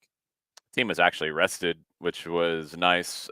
Alexei Moranchuk talked about it yesterday, just how much better everybody felt physically after a couple of days of rest. I mean, that team was so exhausted going into Fort Lauderdale and put up an epic kind of performance and fight that I don't think we've ever seen to that degree with an Atlanta United team in its history. I think it was that kind of a night.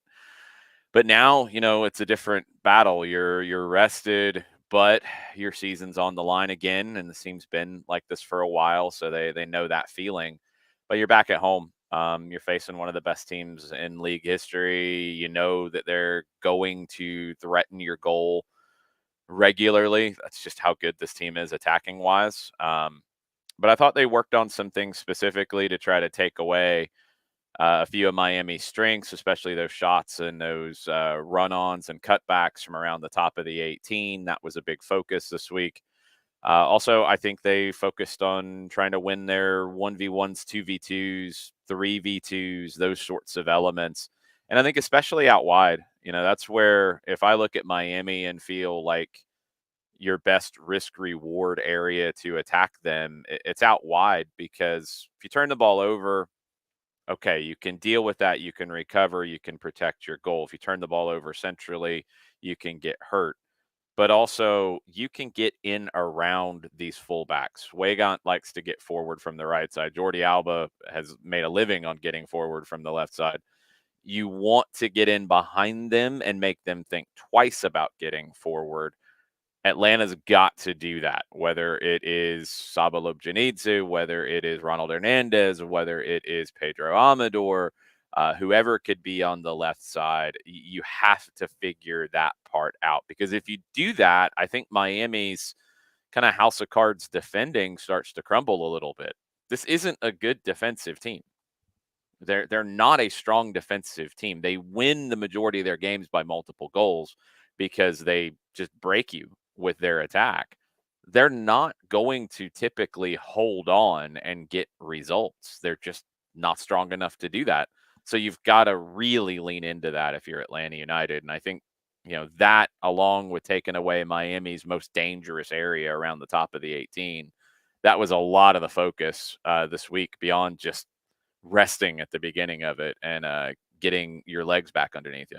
And they're going to have to do it without Brooks Lennon, who has undergone surgery or is undergoing. Don't know if the surgery's been physically performed yet, but in the process of having surgery on a shoulder. Big loss for Atlanta United. Do you remember the incident in question? Yeah, I mean, it was an awkward fall. Lennon was battling, I want to say, with Diego Gomez along the end line. He recovered well to take away the initial crossing opportunity from Gomez. And as they got tangled up, Gomez trying to clear space, I think got an arm out on him, and he went down. I thought initially it was more lower arm, the way that he fell. I thought he tried to brace himself, but when we saw the second level of the replays and you could see the way he landed, it was a problem. I don't think they'll know, or at least they probably won't announce. I have not heard exactly what all is being corrected with a surgical procedure. Shoulders can be tricky from my understanding in terms of beyond structural what can be wrong, because I think you almost have to go in and correct it, and then you know the extent of it when you're talking about rotator cuffs and things like that. So I hate it for Brooks, who's one of the toughest guys that you'll find in this team and hardly ever misses a minute. It's good timing you get Ronald Hernandez back. Kind of a crazy thing last week where he started to feel ill, I think overnight, after getting to Fort Lauderdale, because he was on the trip. really struggled the whole time he was down there. Not quite sure what it was, but he couldn't have played in the match. He's back. He's trained fully this week. We talked to him. He was on our training ground dispatch. Make sure you check that out on our social media platforms and on our YouTube. Ronald's going to be big in this one, but you've got a lot of different ways that you can solve Lennon's absence. We've seen Lennon used in different ways. He pushed up onto the wing earlier in the week in Montreal. The game feels like 2 months ago, but it was last Tuesday. Yeah, he pushed up there. It gave Ronald the opportunity at right back. So Ronald can be the right back. You can also play a line of 5 where Ronald can be a wing back. He can be a center back. You got a lot of different ways to, I think, start this game. And as we saw in Fort Lauderdale, the way that they started, and not just because of injuries, but shape, the way they started and the way they finished were 2 different things. I would not be surprised if that's the case again in this one, because Miami does the same thing. You know, Tata Martino's got a lot of different weapons on the bench, and he can change the way that his team is structured. They're dealing with an illness with Sergio Busquets. It's touch and go on if he's going to be available, if he's going to make the trip. Tata wouldn't make a declaration either way today when he spoke to the media. So, you know, if Busquets is in, he can be a third center back. He can be a 6. He can be a 6 who drops into as a center back. Like, that can kind of be fluid throughout the match. So I think Atlanta's going to have to adjust accordingly in the way that they are positioned. And losing Lennon takes away some of that flexibility, but Hernandez gives you flexibility in a different way with his ability to be a third center back that, when needed, can turn into a right back if your right wing back pushes up high. So you have a ton of different ways to do this, and I'll be curious to see what Rob Valentino chooses to start and then how it evolves as the day goes on. Any update on Stian? No. I know he was off to the side yesterday. He was on the field, which is a good sign. If it's a hamstring, which is what we would all assume that it is, it's going to be really hard for him to play a role of any significance on Saturday. Just hamstrings are usually not 1 week absences. My hope when I saw it was that it was as much contusion as hamstring, because it looked like the legs got tangled up and he might have taken a hit on the back of the leg. If it's contusion, a week is maybe a little more realistic depending on the level of the contusion. If it's a hamstring pull strain, it's going to be really hard. But he was on the field, not in full training, but on the field yesterday, working with the training staff. So that is some positivity, but I don't think we'll know anything, honestly, until the lineup comes out on Saturday. But you mentioned positivity. When Brooks and Stian left, that gave Noah Cobb and Luis Abram minutes, and you got some solid work from both of them. If you get bogged down in numbers, SofaScore had them both locked up north of 7.0. I think one was 7.0, the other was 7.4. But Luis and Noah showed up in that match when Stian and Brooks had to go. Yeah, I thought they were both excellent.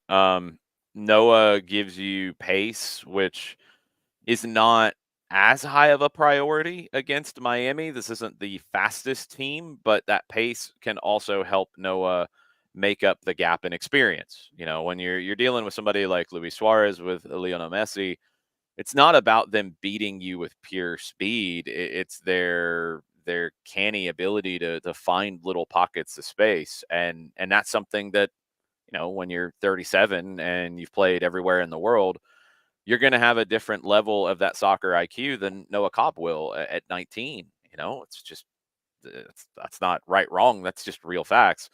But Noah can make up some of that ground with his recovery speed, with his quickness. So that's his equalizer in some of those moments. I thought he was very good. Luis Abram was as good as we've seen in a long time. And look, there's something to be said for a Peruvian international lining up against an Argentine international and an Uruguayan legend in Suarez. That's going to get your blood pumping a little bit. Mm-hmm. So that was good to see from Abram. I feel better on if he is counted upon in this one, that you'll get that level of intensity that is needed. I think Luis is such a solid player and such a smooth player at times that I don't think he is as gritty as you've needed at different points. I don't think he's as physical as you've needed at points. We've seen it from time to time. I think we've seen it in games like this one the most. So you're going to have to see it in a night like this one. If he gets the call, if Noah gets the call, you're going to have to see that positional discipline a little bit sharper from Noah Cobb. And more than likely, you're going to have to see one, if not both, at various points in this match. One other relationship that I wanted to focus on is the symbiotic relationship, almost a Borg-like relationship with Pedro Amador and Saba Lobjanidze. Literally, it's like sun rises in the east, you pay your taxes in April, and Pedro and Saba hook up, and you end up with a goal-scoring opportunity, if not a goal. What's it been like to see that continue to grow and evolve to where literally it's like, yeah, Pedro's got Saba, they know what they're doing? I think we're overselling it just a little bit here, John. Borg-like, really? Together. No. Pedro Amador is a brilliant player, and he's in a brilliant run of form, and I hope he can keep this up as long as he's wearing an Atlanta United shirt. There wasn't a heavy banking on what he would give you in the attacking half when he arrived, and he has outperformed that by a million trillion. He is a guy who I don't think it's about Saba. I think it's just about Pedro and playing with confidence right now. The assist to Saba in Fort Lauderdale was brilliant, and it could have been to anybody. What Saba gives you is a nonstop willingness to make runs off the ball. And not always the most obvious run either. And that's where you do need that chemistry to get on the same wavelength. But I think Pedro can find others with the ability that he has right now on the ball and to pick out a pass. And I think Saba can connect with others as well with his nonstop running and all of that. Saba's not always going to be on the same side as Pedro Amador. He shouldn't have been on the same side on that goal. Like that's Saba feeling the game and going and finding the space in that moment. He was on the right side. That play happened on the left. I don't expect to find that combination all the time in this game. You shouldn't have found it in that moment. That's why I think it's important to talk about Amador connecting with everybody. I mean, go back to Montreal with the cross to Lennon on the back post. Yep. You're going to have to find those moments, and Saba connecting with players and being willing to run. We've seen that. Moranchuk has sprung him. Others have sprung him.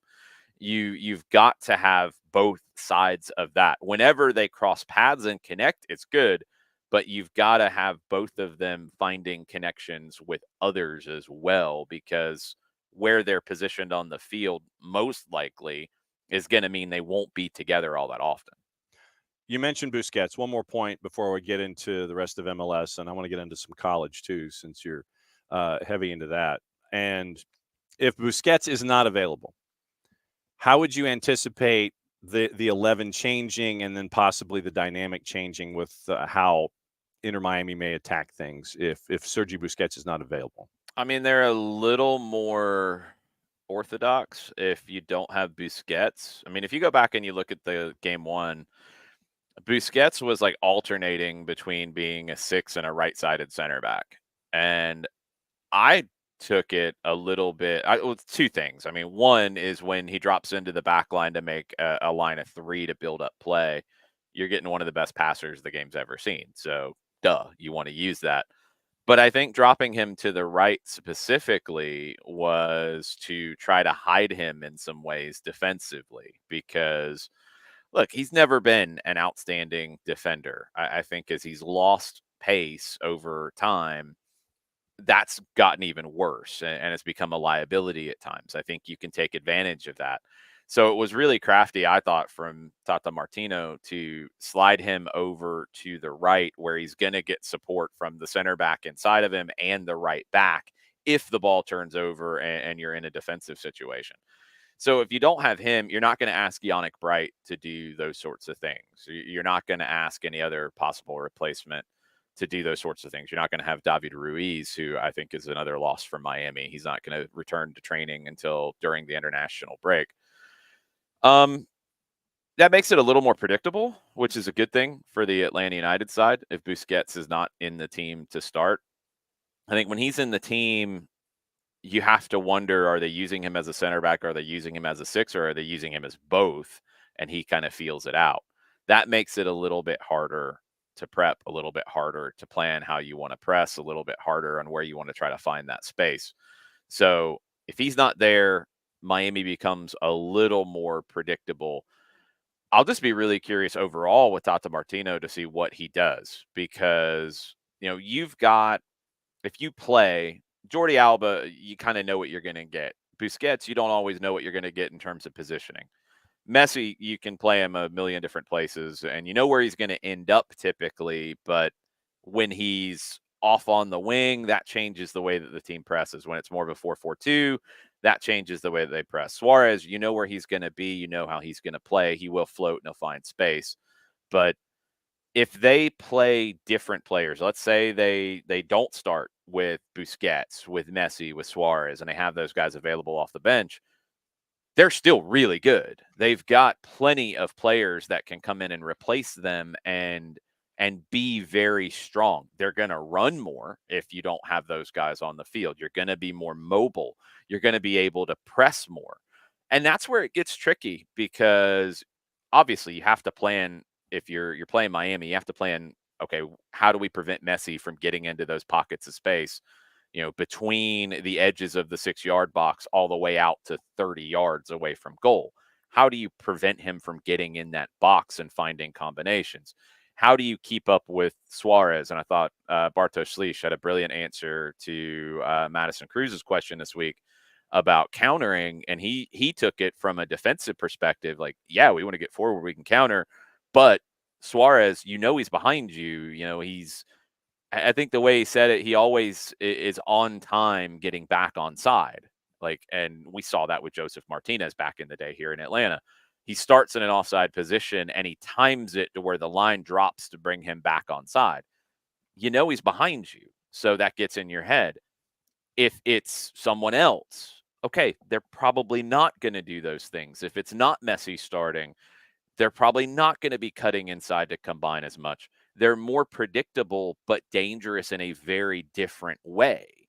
If you have the legends on the field for Miami, they're more unpredictable in some ways, but also predictable in, what the possibilities are. There's just more of them.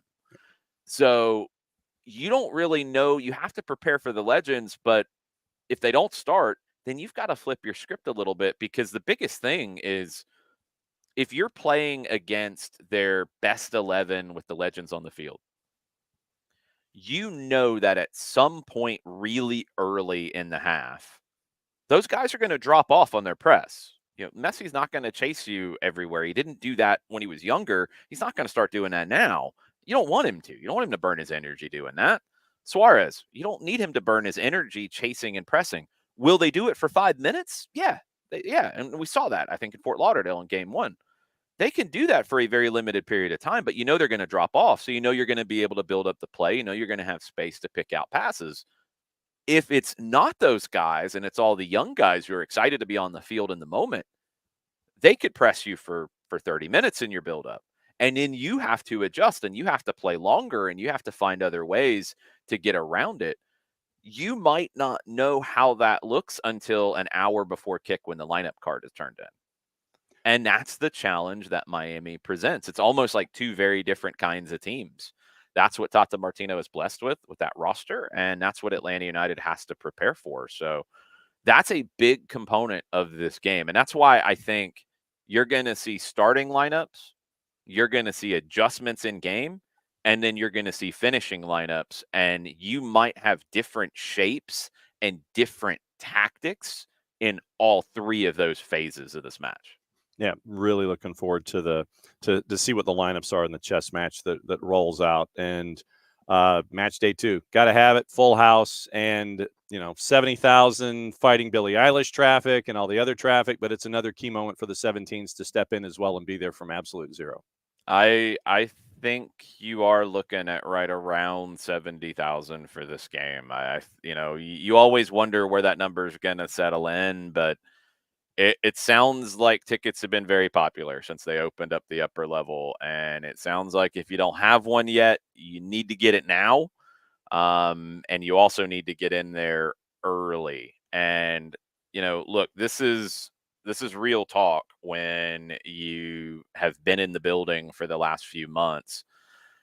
You have to understand the need to make noise for this team in that building. And look, there's going to be messy fans in there, and they're going to get excited about anything good that happens either way. Like, yeah, they might be a messy fan and they want him to do well, but they're not as tied to Miami. There are going to be Miami fans in the building too, and they're going to be diehards for their team.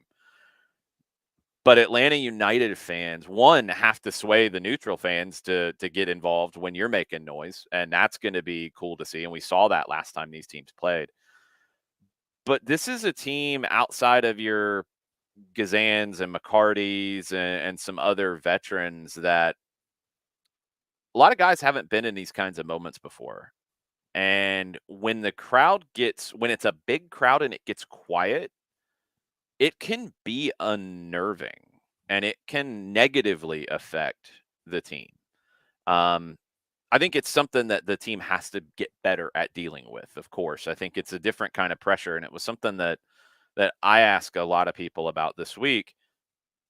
There's a different pressure. Playing on the road in this league is very difficult, but there's a different kind of pressure that you face on the road where you're not going to get support. You're not going to be, having thousands of fans behind you. You're the underdog, and this team has really embraced being that underdog, knowing that there's only going to be a handful of folks in red, black, and gold, and FEA.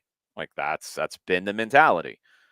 At home, that's a different mentality. And I think it's a different mentality, especially with a club like Atlanta United, where you're going to have not 15,000 fans, not 20,000 fans, but 40, but 50, but 60, 70 in this. You're going to have that.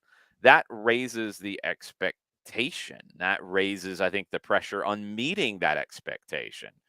And when you start to feel that murmuring of not meeting that expectation, some players are going to kind of sink and go inside of themselves and be like, what do I have to do to change that?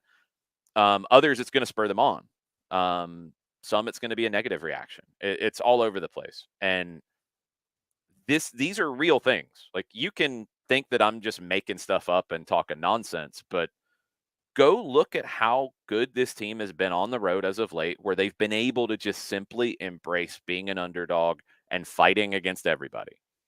And look at how they've been at home since the Leagues Cup, where they've dropped some games in bad ways. And the players have to change that, of course. Don't get me wrong here. Don't take my words out of context here. But there needs to be that, especially with this group right now, where the situation is against Miami, the best team in MLS history in a regular season. They're going to turn the ball over. Miami's going to threaten. Miami's going to probably score goals. Like, they've scored goals against everybody else. Why wouldn't they do that here?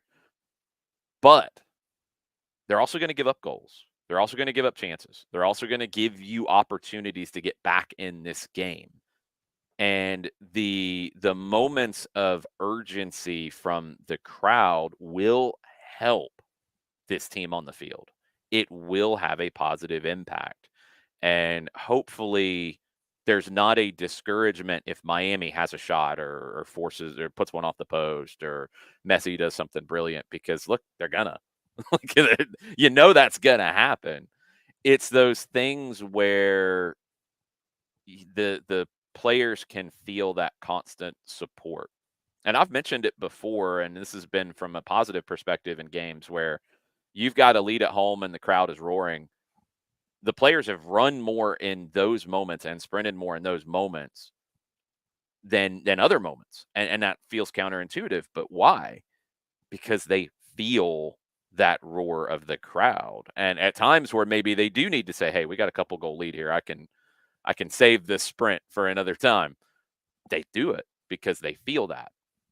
So in a moment where you need that extra gear, you need that extra moment, you need that extra burst of life into your lungs, they can find that from this crowd, and hopefully it's there. Don't get hung up on how many pink shirts there are in the building. Don't get hung up on how many blue and white striped shirts there are in the building. Anybody who's not in a pink shirt is a potential Atlanta United fan the way this game can go. We saw that last time, and Rob Valentino's talked about it, and I think it was a really important factor. Yeah, there's going to be a lot of people that are there for the event and are there for the fun and are there for Messi. But if Atlanta United is playing well and everybody in red, black, and gold is making noise and making it a good time and making it a party, the neutrals are going to want to join that. So that's why it's important for those moments. There's going to be plenty of Messi shirts in the building because you're talking about the greatest. You saw the same when Michael Jordan played in Atlanta for the Chicago Bulls. Yeah, you were typically in that case seeing, Jordan Bulls jerseys. But you saw them from people who would be at other Hawks games. It's because Jordan's the GOAT. Messi's the GOAT. There's going to be people who are there to see the GOAT. That's cool. That's fine. But if Atlanta United plays well and this is a happening, those neutrals are going to back Atlanta United because that's where the energy is. The players have to bring it, but at times where they need that extra push, I hope they get that extra push from this building because it is such an effect on any team. This isn't an Atlanta United thing. This is any team. When you have that many people in that kind of a building making that kind of noise to push you on, you feel it and you run through walls and you run when you didn't think you could and you find a level of pace that you didn't think you could. Those are real effects, and I hope that we feel some of that because the game, I think, will need it at times just because Miami's as good as you're ever going to find in this league. Broadcast plans before we get into the rest of MLS and college.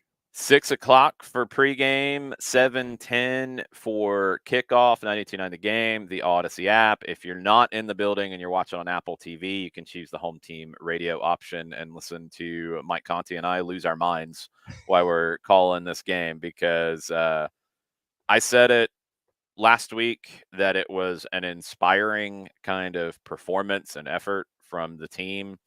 I told Rob Valentino yesterday, when I think back to games that I will remember, and specifically in terms of games that I will remember how I felt during it and after it, that is maybe number 2 behind MLS Cup because of the moment, because of the performance, because of all the chips being down, because of all the things that went wrong in the game with injuries and fatigue.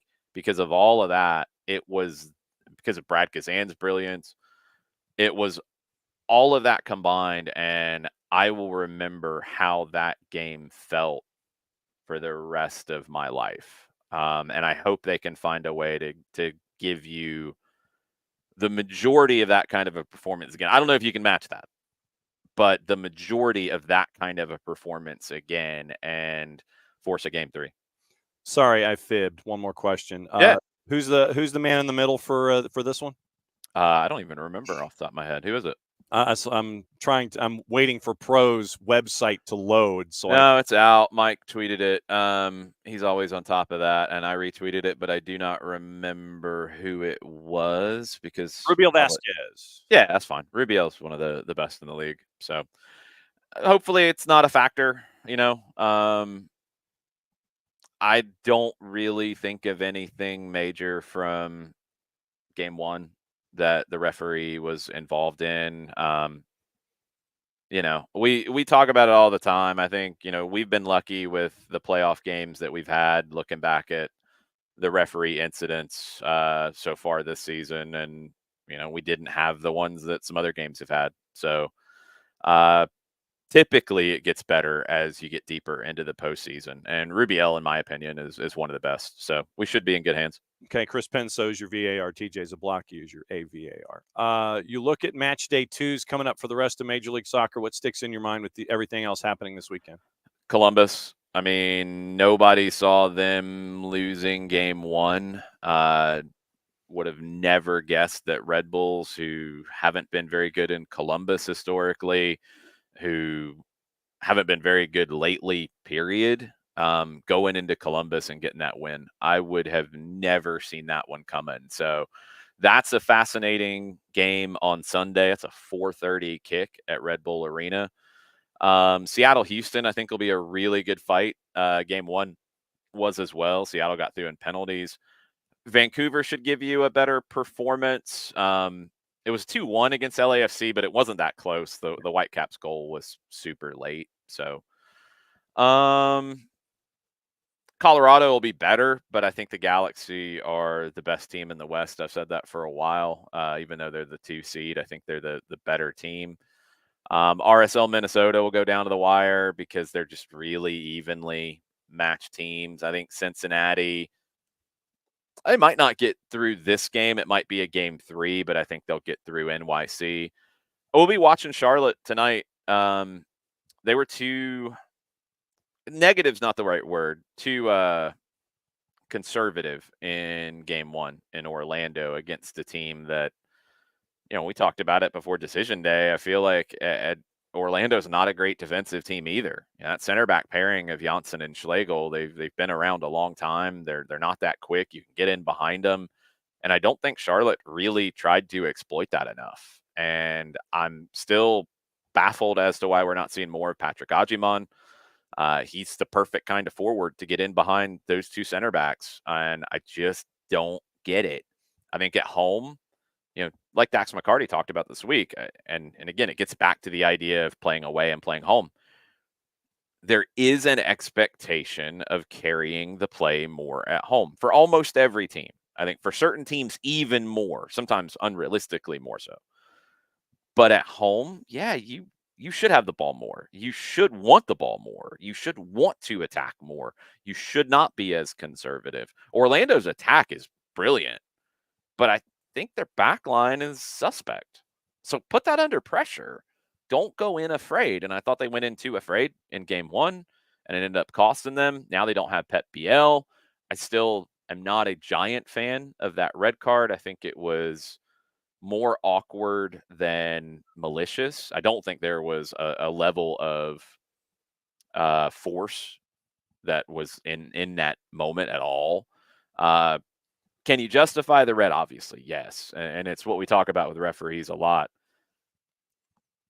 The times you should get really upset is where you cannot find a justification for a call. When you can find justification, then it's a scale. And it's, the Pep Biel one, the way that you see that, the way that you look at it, you're going to go red more often than not. But I think when you look at the replay and you look at how his foot moves, I think Bart mentioned it, like it looked like it was almost stuck on the shoelace or something. Yeah. Mm-hmm. It was weird. I don't think he went with force. So I think that was harsh. I think it could have been overturned. It wasn't.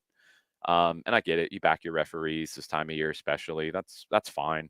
But that's going to hurt Charlotte in a big way in this game. And I really think with that being the case, you need to drop Swiderski as a 10. I know he doesn't necessarily want to be a 10. He's kind of a 9.5.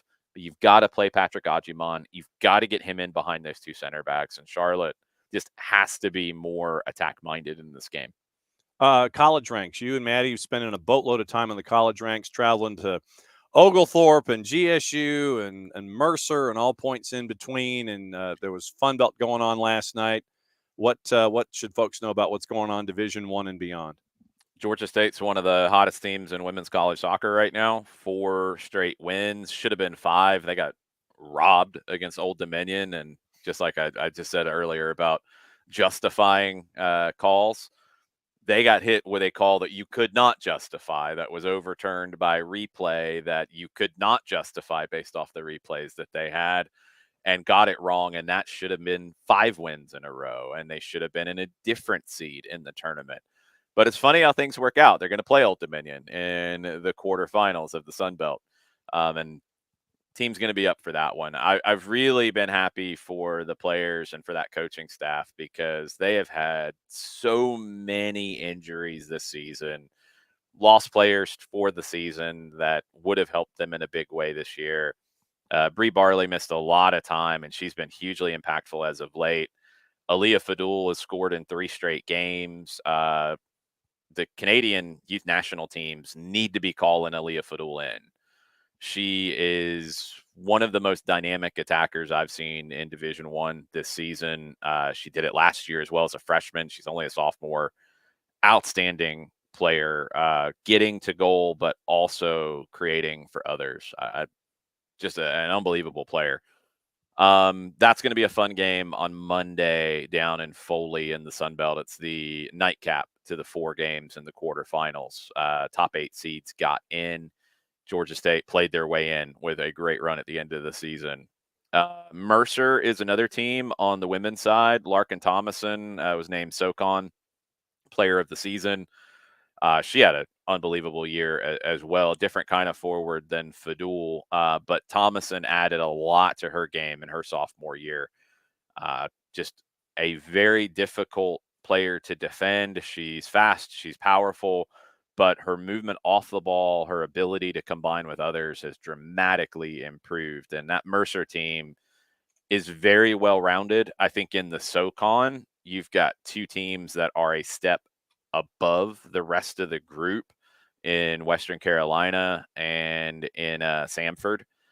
Samford is, I think both are gettable for Mercer, but you're going to need to play at a level that I don't know if you've been at very often this year. I think those are 2 just really, really good teams. Western Carolina should win the SoCon. And if they get into they win that, get into the NCAA tournament, they're going to be a difficult matchup for somebody. That's a really, really good team. On the men's side, Georgia State's got to win some games here at the end. They got 2 games left to get into the Sun Belt tournament. The top 8 of 10 get in. The Sun Belt on the men's side is brutal with Marshall and West Virginia and Kentucky and South Carolina and UCF. And Georgia State's been below that level this year. They've struggled to score goals. But then all of a sudden, in their home finale, they scored 3. And they, against Marshall, is one of the craziest games I've called. Marshall scored 2 goals in the first 5 minutes. Looked like it might be 5-0. Georgia State steadied themselves. They got cut one back. Marshall restored their 2-goal lead. And then Georgia State scored 2 goals in the last 5 minutes. And the last one from Justin McLean was brilliant. So they're going to go down fighting. They're at James Madison tonight, a 7:00 kick, and then they host Kentucky. Sorry, not the home finale against Marshall. They host Kentucky on Tuesday at the GSU Soccer Complex. Oglethorpe plays their first round game in the SAA tomorrow. They ended up as the number 2 seed on the men's side. Should have beaten Barry on the final day to get that number 1 seed. They ended up drawing 2-2, gave up a goal in the last 10 minutes. They've got to go the hard way now. They beat Rhodes in the final in Brookhaven last year. Now they're going to have to go to Rhodes in Memphis if they beat Millsaps, which they should tomorrow. They're going to have to go in as the 2 seed and beat Rhodes on their home turf to get through that. Clayton State, their men won the Peach Belt again, regular season. Really, really top team. The women's side of the Peach Belt, really underrated conference with Columbus State, who we've had the chance to talk to. North Georgia is outstanding. Clayton State had a great start to the season and has tailed off here just a little bit, but they could get going again in the conference tournament. Really good D2 conference on the women's side, the Peach Belt. Really impressed with that. College soccer has been great this fall. Hopefully you've enjoyed the coverage that we've had on our Instagram, on our YouTube page. Hoping to expand that next year with more on Georgia State, more on Oglethorpe, get some more on Clayton State as well, and some of the other schools in the vicinity. Georgia's another one, in the SEC. They won the SEC conference tournament last year for the first time ever. Really good conference again in the SEC. Kadani McAlpine has revitalized that program and got them to a level that they've never been at. But they've got a hard road to get through the SEC this time around. That tournament starts this weekend. So really excited about all the college soccer offerings alongside the MLS Cup playoffs. I looked down at the clock and I'm like, man, I've kept you for 40 minutes. It happens. Well, and it's just there's a lot to talk about, and it was the first chance we've had to catch up, and so there's a whole lot going on. Busiest man in all of soccer, and it's great to be able to catch up with you when we can. I try. Anybody have any questions that they needed to fire off at me? Not necessarily questions. Four-Card is looking for a 7-goal thriller, but he's saying all gas, no brakes. I could see that. Yeah. And then Alex says, have to hand it to Atlanta, other than the very first Messi match where Sosa and company were too in awe to play at their best. They've always played Miami tough. Yeah, I mean, it's a good matchup for Atlanta, honestly, because of that lack of intense pressure from Miami. They're going to give you the ball, and Atlanta's got guys who can do good things with the ball. I mean, it's not rocket science. I'm not going to drop a bunch of buzzwords at you and try to wow you with analytics. Like, it's simple. Miami's going to give you time on the ball, and when you have players who are good on the ball, they're going to make good things happen. And that's a good matchup for Atlanta against Miami. So I think they've always shown that. You've also got some guys now that I think as the season's gone on have developed a little bit more of a chip on their shoulder. And that's a good thing to have against guys like Messi and Suarez et al. Yep. Jordan says it seemed like Suarez got frustrated a bit last match down at the Erector set, hoping to do the same thing on Saturday.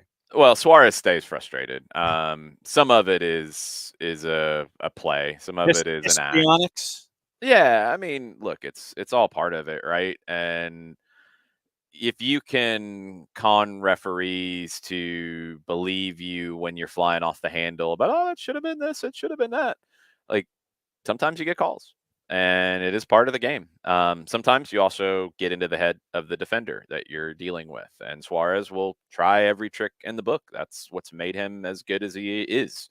Put that stuff to the side. He's also a brilliant player, and he's one of the best finishers the game has ever seen. So, you can't let that stuff bother you, and you can't let it distract you from, I can't give him space in the 18. I can't let him combine with Messi. I can't have them either find the shot at the top of the 18 or find the cut back into that space for a late arriving run, especially from Messi. And that's where he's just so brilliant at finding that little gap at the last minute to get into a space. And everybody then says, like, oh, how did you not mark him? Well, he's pretty good at getting you out of your comfort zone, getting you away from where he wants you. He will walk you away from where he wants to be. Yes, walk you away. It actually does have a purpose. Tell the English media that, yes, he walks a lot, but he's also the best player to ever play the game for as long as he has. And that walking has a purpose. He will literally walk you over away from the play to then break in when he knows it's developing to get there. He reads the buildup, and he knows the guys around him, especially with Jordi Alba. Like, those two, it's telepathic. He knows what's coming better than almost anybody that I've seen. Like, he can do amazing things when he has the ball at his feet. Don't get me wrong. Like, he can screw up his read of the play and have two guys in front of him and still get past him and score a goal. But he arrives at the right time in the right space so well. And it's an aspect of his game that doesn't get talked about enough.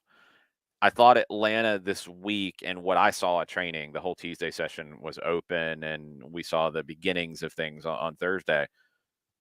There was a heavy focus on not letting that space be unoccupied for that kind of a run. Occupy it to not let the initial shot come from there, but if they try to spread you out, don't let that space be where the cutback comes into and let Messi hurt you. So I thought it was very strategic, and we'll see if it plays out that way tomorrow night. Sheila, Sean, kind words to you and Mike, best radio duo in the biz. Family always loves listening to the two of you on the call. 4 cards question before we get you out of here. Back 3 or back 4?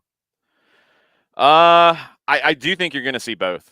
I don't know what you're going to see from the start and what you're going to see at the end, because the end is going to be determined on how the 90 goes. But I think you're probably going to have to see both. If it's 4, you're probably looking at Amador and Hernandez as your fullbacks and Williams with either Abram or Cobb.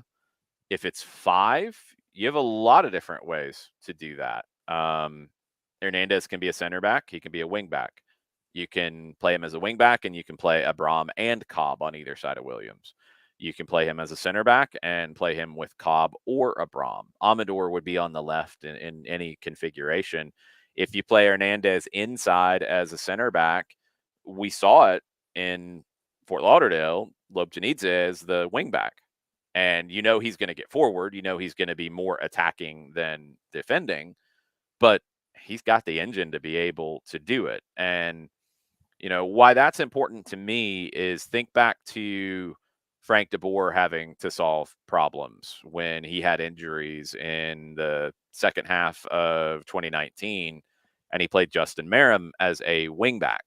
And Merrim had never played fullback in his life. I don't think Saba's ever played fullback in his life.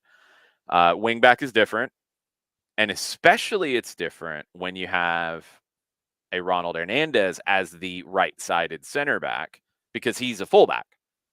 So again, this is why positions and formations get overrated. But let's play this out. Whoever you start as the left-sided center back or the center of the three, if you go that way. Williams could be on the left. He could be in the middle. I think he'd probably be in the middle. So the left side, leave it. If you play 3/5 and Hernandez is the right-sided center back, Saba could be the wing back. You could go different ways. I think Tyler Wolff could play that role if you wanted to. If you wanted Saba up top, then you got to find a space. If you go 5-2-1-2, play Moranchuk as the 10 that we kind of saw Shande play at the later stages of Fort Lauderdale, where because I talked to Rob about that in the locker room afterwards. Like they changed 3 times in Fort Lauderdale. They started with a 4-3-3. They went to a 5-3-2. I thought it was a little bit more of a 5-2-3 at the end with Silva off to the left. But Rob said it was honestly more of a 5-2-1-2 if you want to, again, put it down to a shape that's not always going to look like. Because Silva was just free. Silva could go wide. He could stay underneath. He could go wherever he needed to go at that stage. So you could play that, and Moranchuk could be that with 2 central midfielders behind him, 2 up top. Saba could be one of the 2 up top. Saba could be a wing back. Tyler Wolff could be a wing back. You'd be asking Luke Brennan to do a whole lot to play him as a wing back in this. I wouldn't expect that. I think it's down to those 2.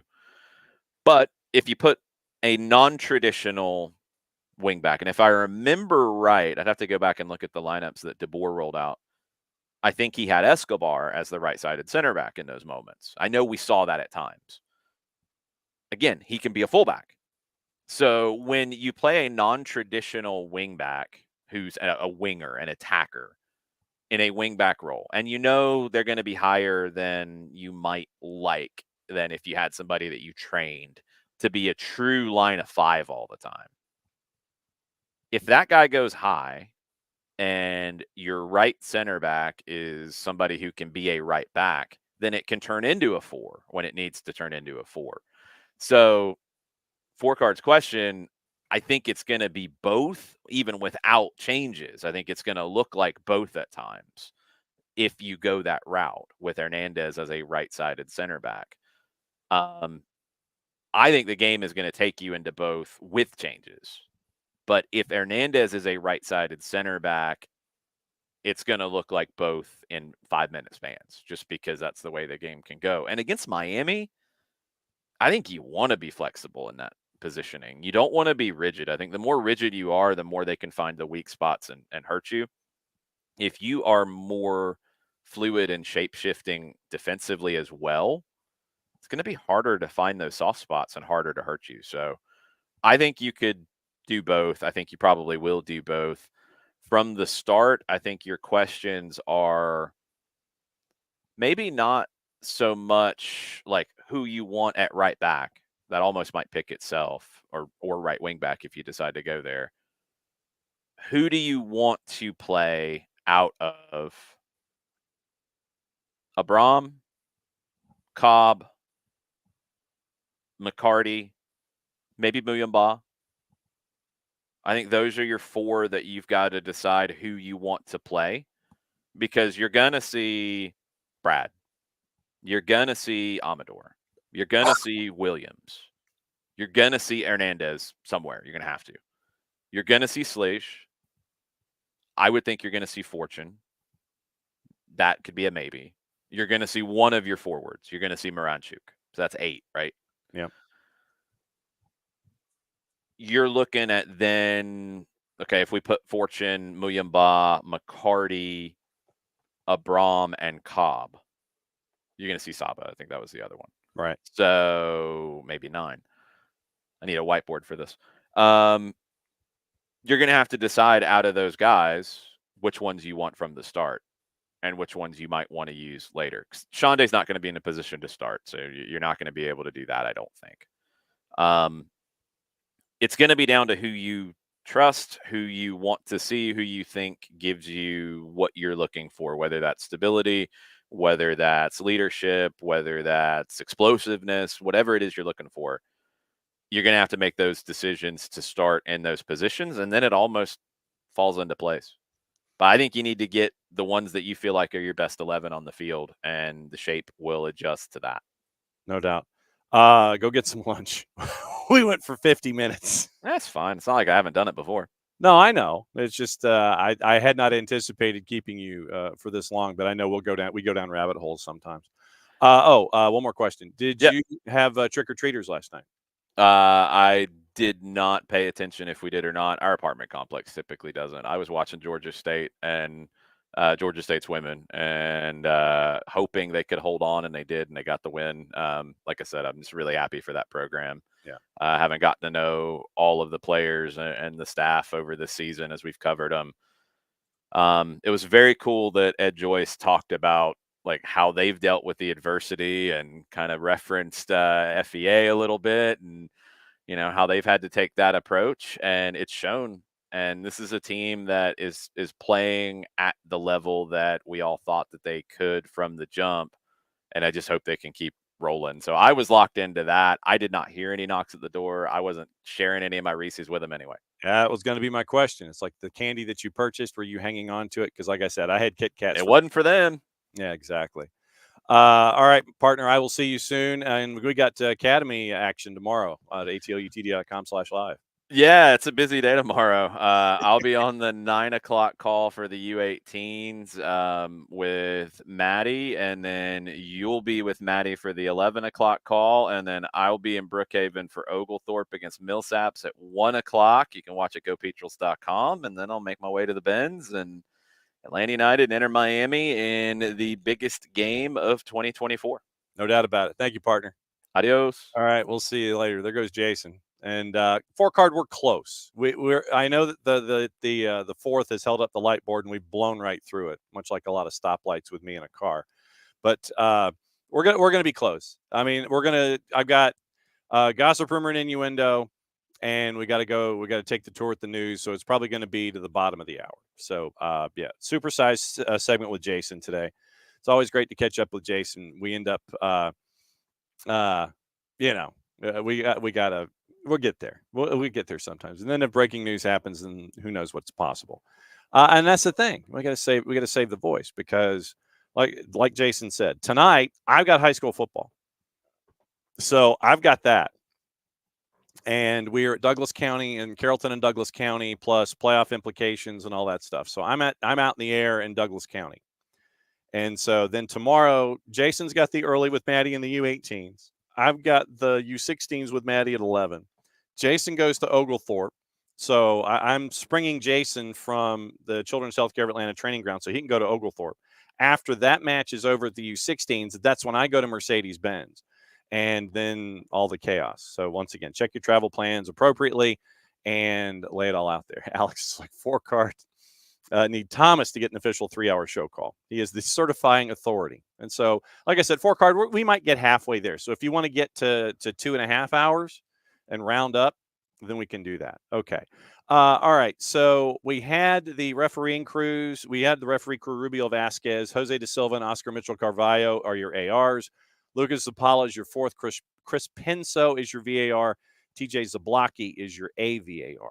Tonight, Charlotte and Orlando City, Bank of America Stadium. Guido Gonzalez Jr. is the man in the middle. Corey Parker, Justin Howard, your ARs. Pierre-Luc Lazier is your 4th. JC Rivero is your VAR. Eric Weisbrod is your AVAR. Colorado and Galaxy, Victor Rivas is in charge, man in the middle in Commerce City, Colorado. Chris Elliott, Walt Heatherly are your ARs. Fotis Bazakas is your 4th. Ismail Elfath is your VAR. Jonathan Johnson for your AVAR. then I'm going to keep talking here. I got to handle something off camera, so sit tight for a second. This is not me stopping the show. I'm just stopping the camera. Okay, so where was my? There it is. Ismir Pekmich is the man in the middle for NYC and FC Cincinnati. Jeffrey Greason is your AR. Jeffrey Schwartzel is your 2. Marcus de Oliveira is your 4th. Caroline Chenard, your VAR. Joshua Patlack is your AVAR. Minnesota United. Tori Penso, Catherine Nesbitt, Brooke Mayo. Ref and ARs. Very cool. Ted Uncle's your 4th. Michael Radchuk, your VAR. Peter Balchiunas is your AVAR. Then on the 3rd, it is a handful of folks. It is Philip Duyich, your ref for Red Bulls and Crew. Jason White, Adam Winkowski, Mark Allerton. David Barry is your VAR. Remember David Barry. Jonathan Johnston's your AVAR. Houston and Seattle at Hell in a Shell. Armando Villarreal's the man in the middle. Daniel Radford is your VAR along with Mike Kampmeinert. And that was the VAR-AVAR combo for Houston and Seattle. Vancouver and LAFC. Rosendo Mendoza is the man in the middle. Joe Dickerson is your 4th, by the way, for Vancouver and LAFC at BC Place.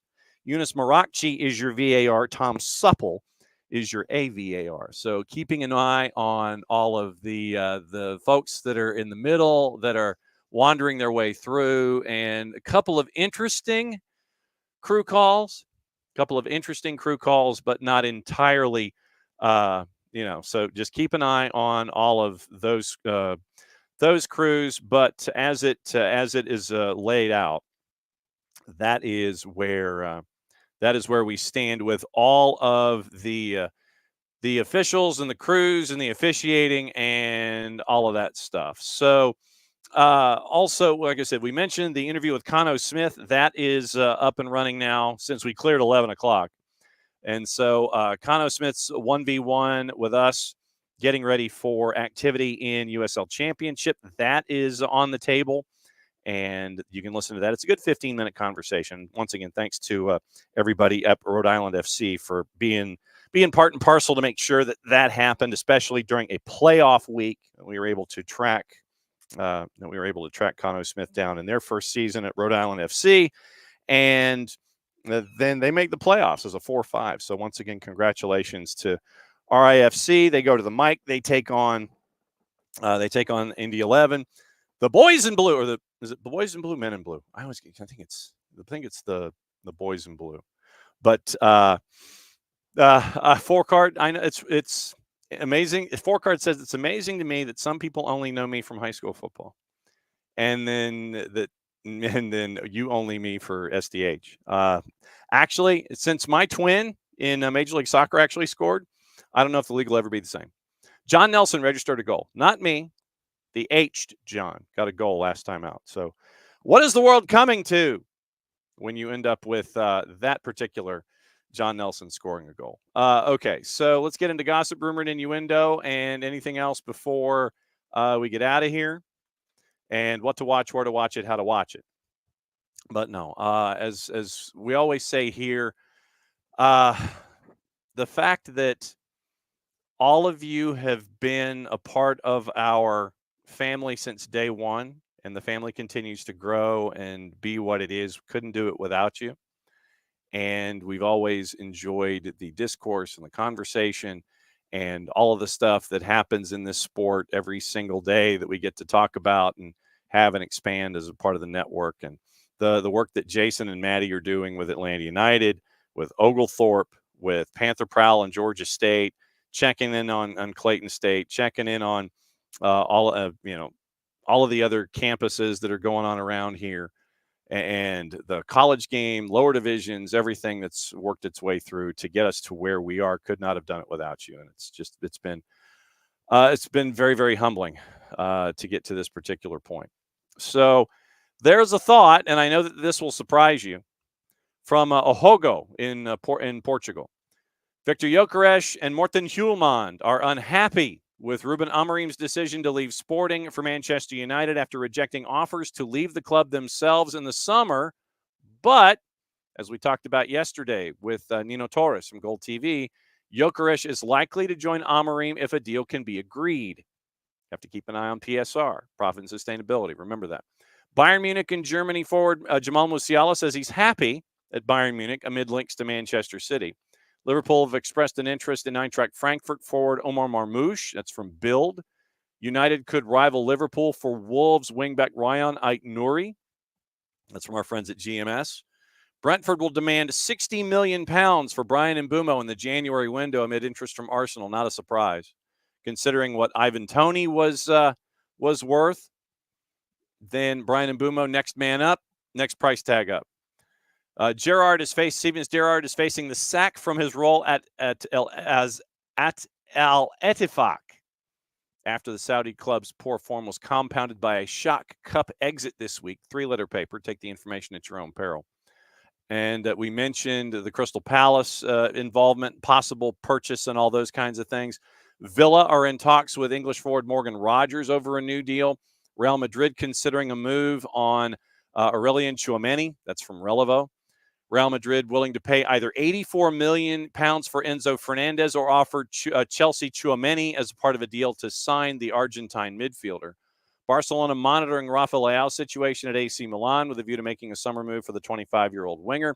Liverpool have identified Bournemouth defender Milos Kerkesh as a candidate in their search for a new left back. Bilbao hope to agree to a new deal with 22-year-old winger Nico Williams amid interest from Barcelona. Getafe eyeing a move for Spanish defender Sergio Reguilon, who is out of contract in June of 25, and that comes from our friends at Fichajes. So that is the latest piece of information. We mentioned St. Louis City's new stadium is going to be renamed Energizer Park. At least they get to keep the pink motif.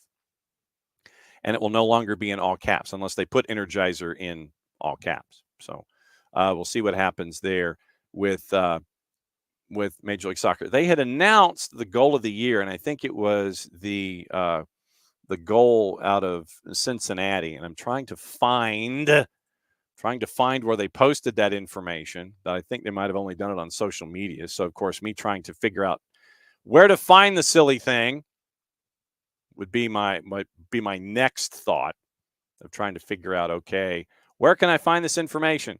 But apparently it's not readily available, and you have to click news, and you got to go down, and it's all these kinds of things. And so, no.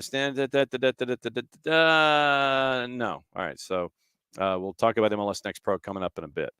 Also, what to watch, where to watch it, how to watch it. We've got to get into that today for your Friday before you get locked and loaded and keep an eye on everything going on tomorrow, because it's going to be a busy blanking day, but on the good side. Ligue 1, Monaco and Angers at 2. Lille and Lyon is at 4. Once again, BN Espanol simulcasting Ligue 1.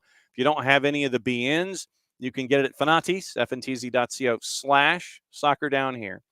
Helps us out, helps Fanatis out as a network, helps us out as a network, and you get to be a true degenerate because you get BN, all the BNs.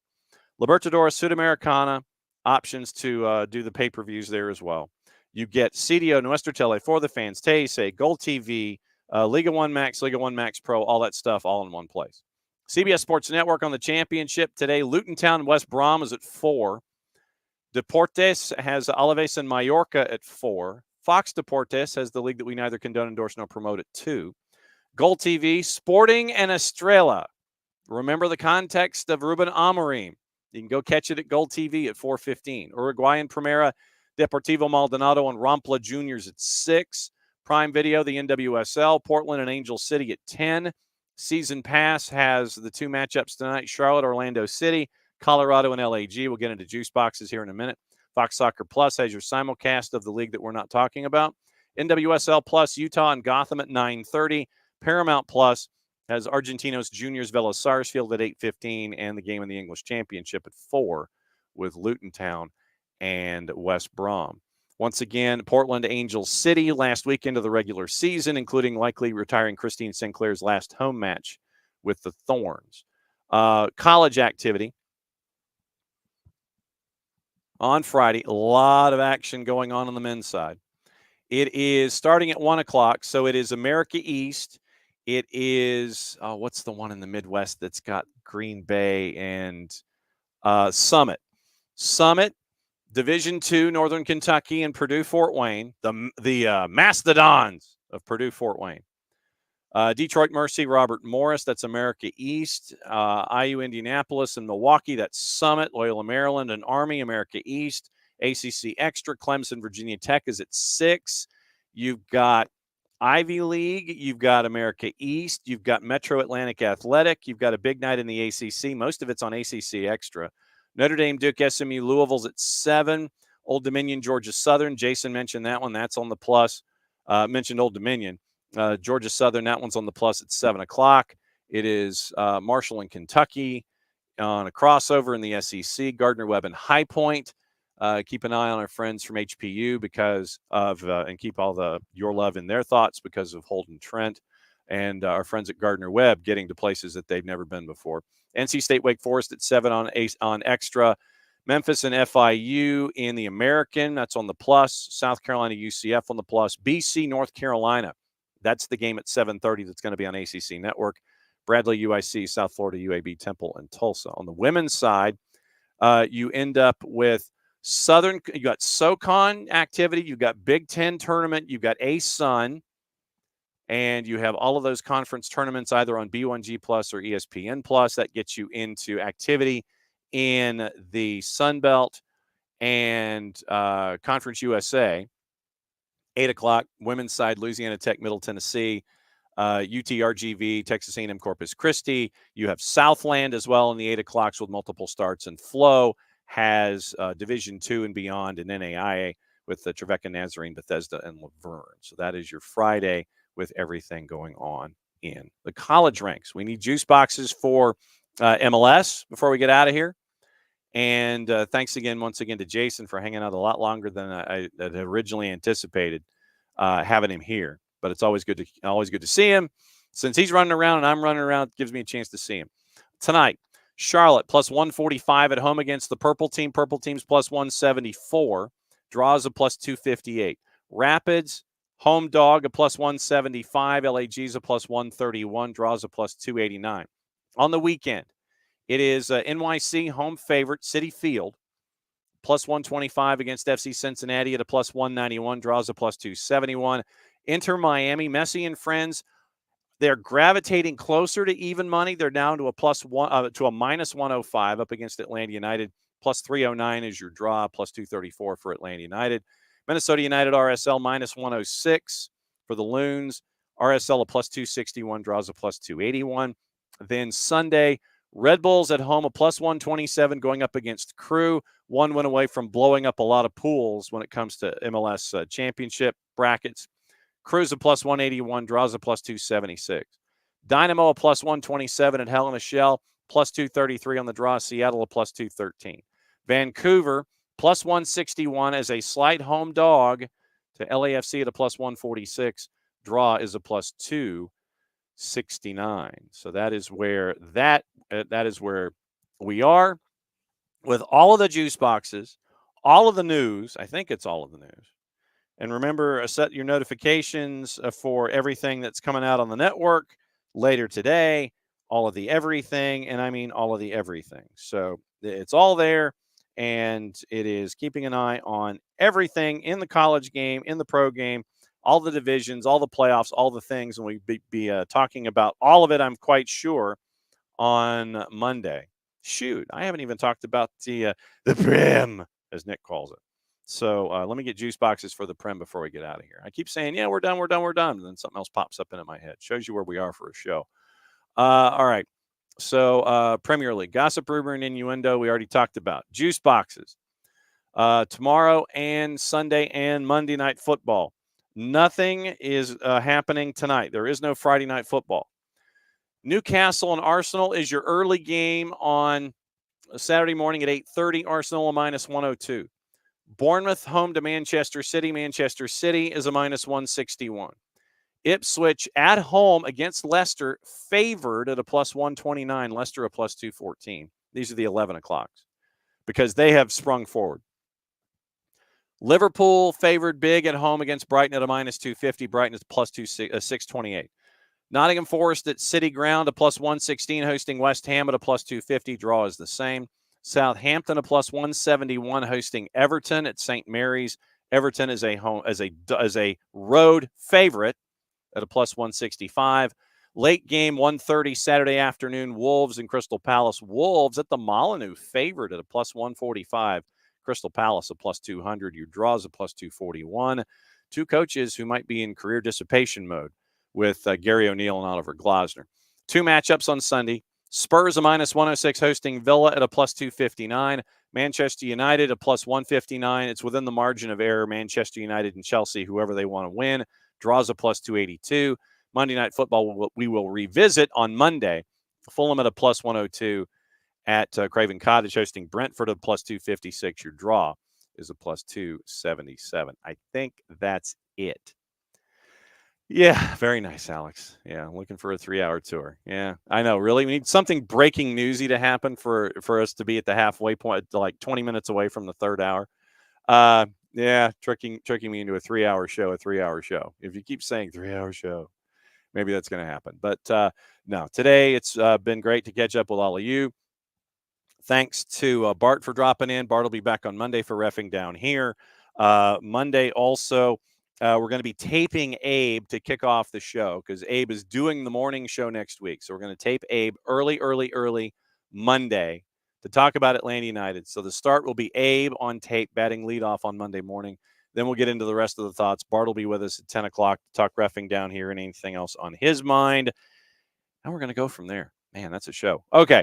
That's the whole lot of a show. Thanks again to all of you. Thanks to Bart. Thanks to Jason. Thanks to all of y'all for going through everything. And we'll be back at it again. Be safe. Travel starting early. Start your travel early. That's what I meant to say. Enjoy your weekend. Enjoy the sport. We'll see you at the Benz.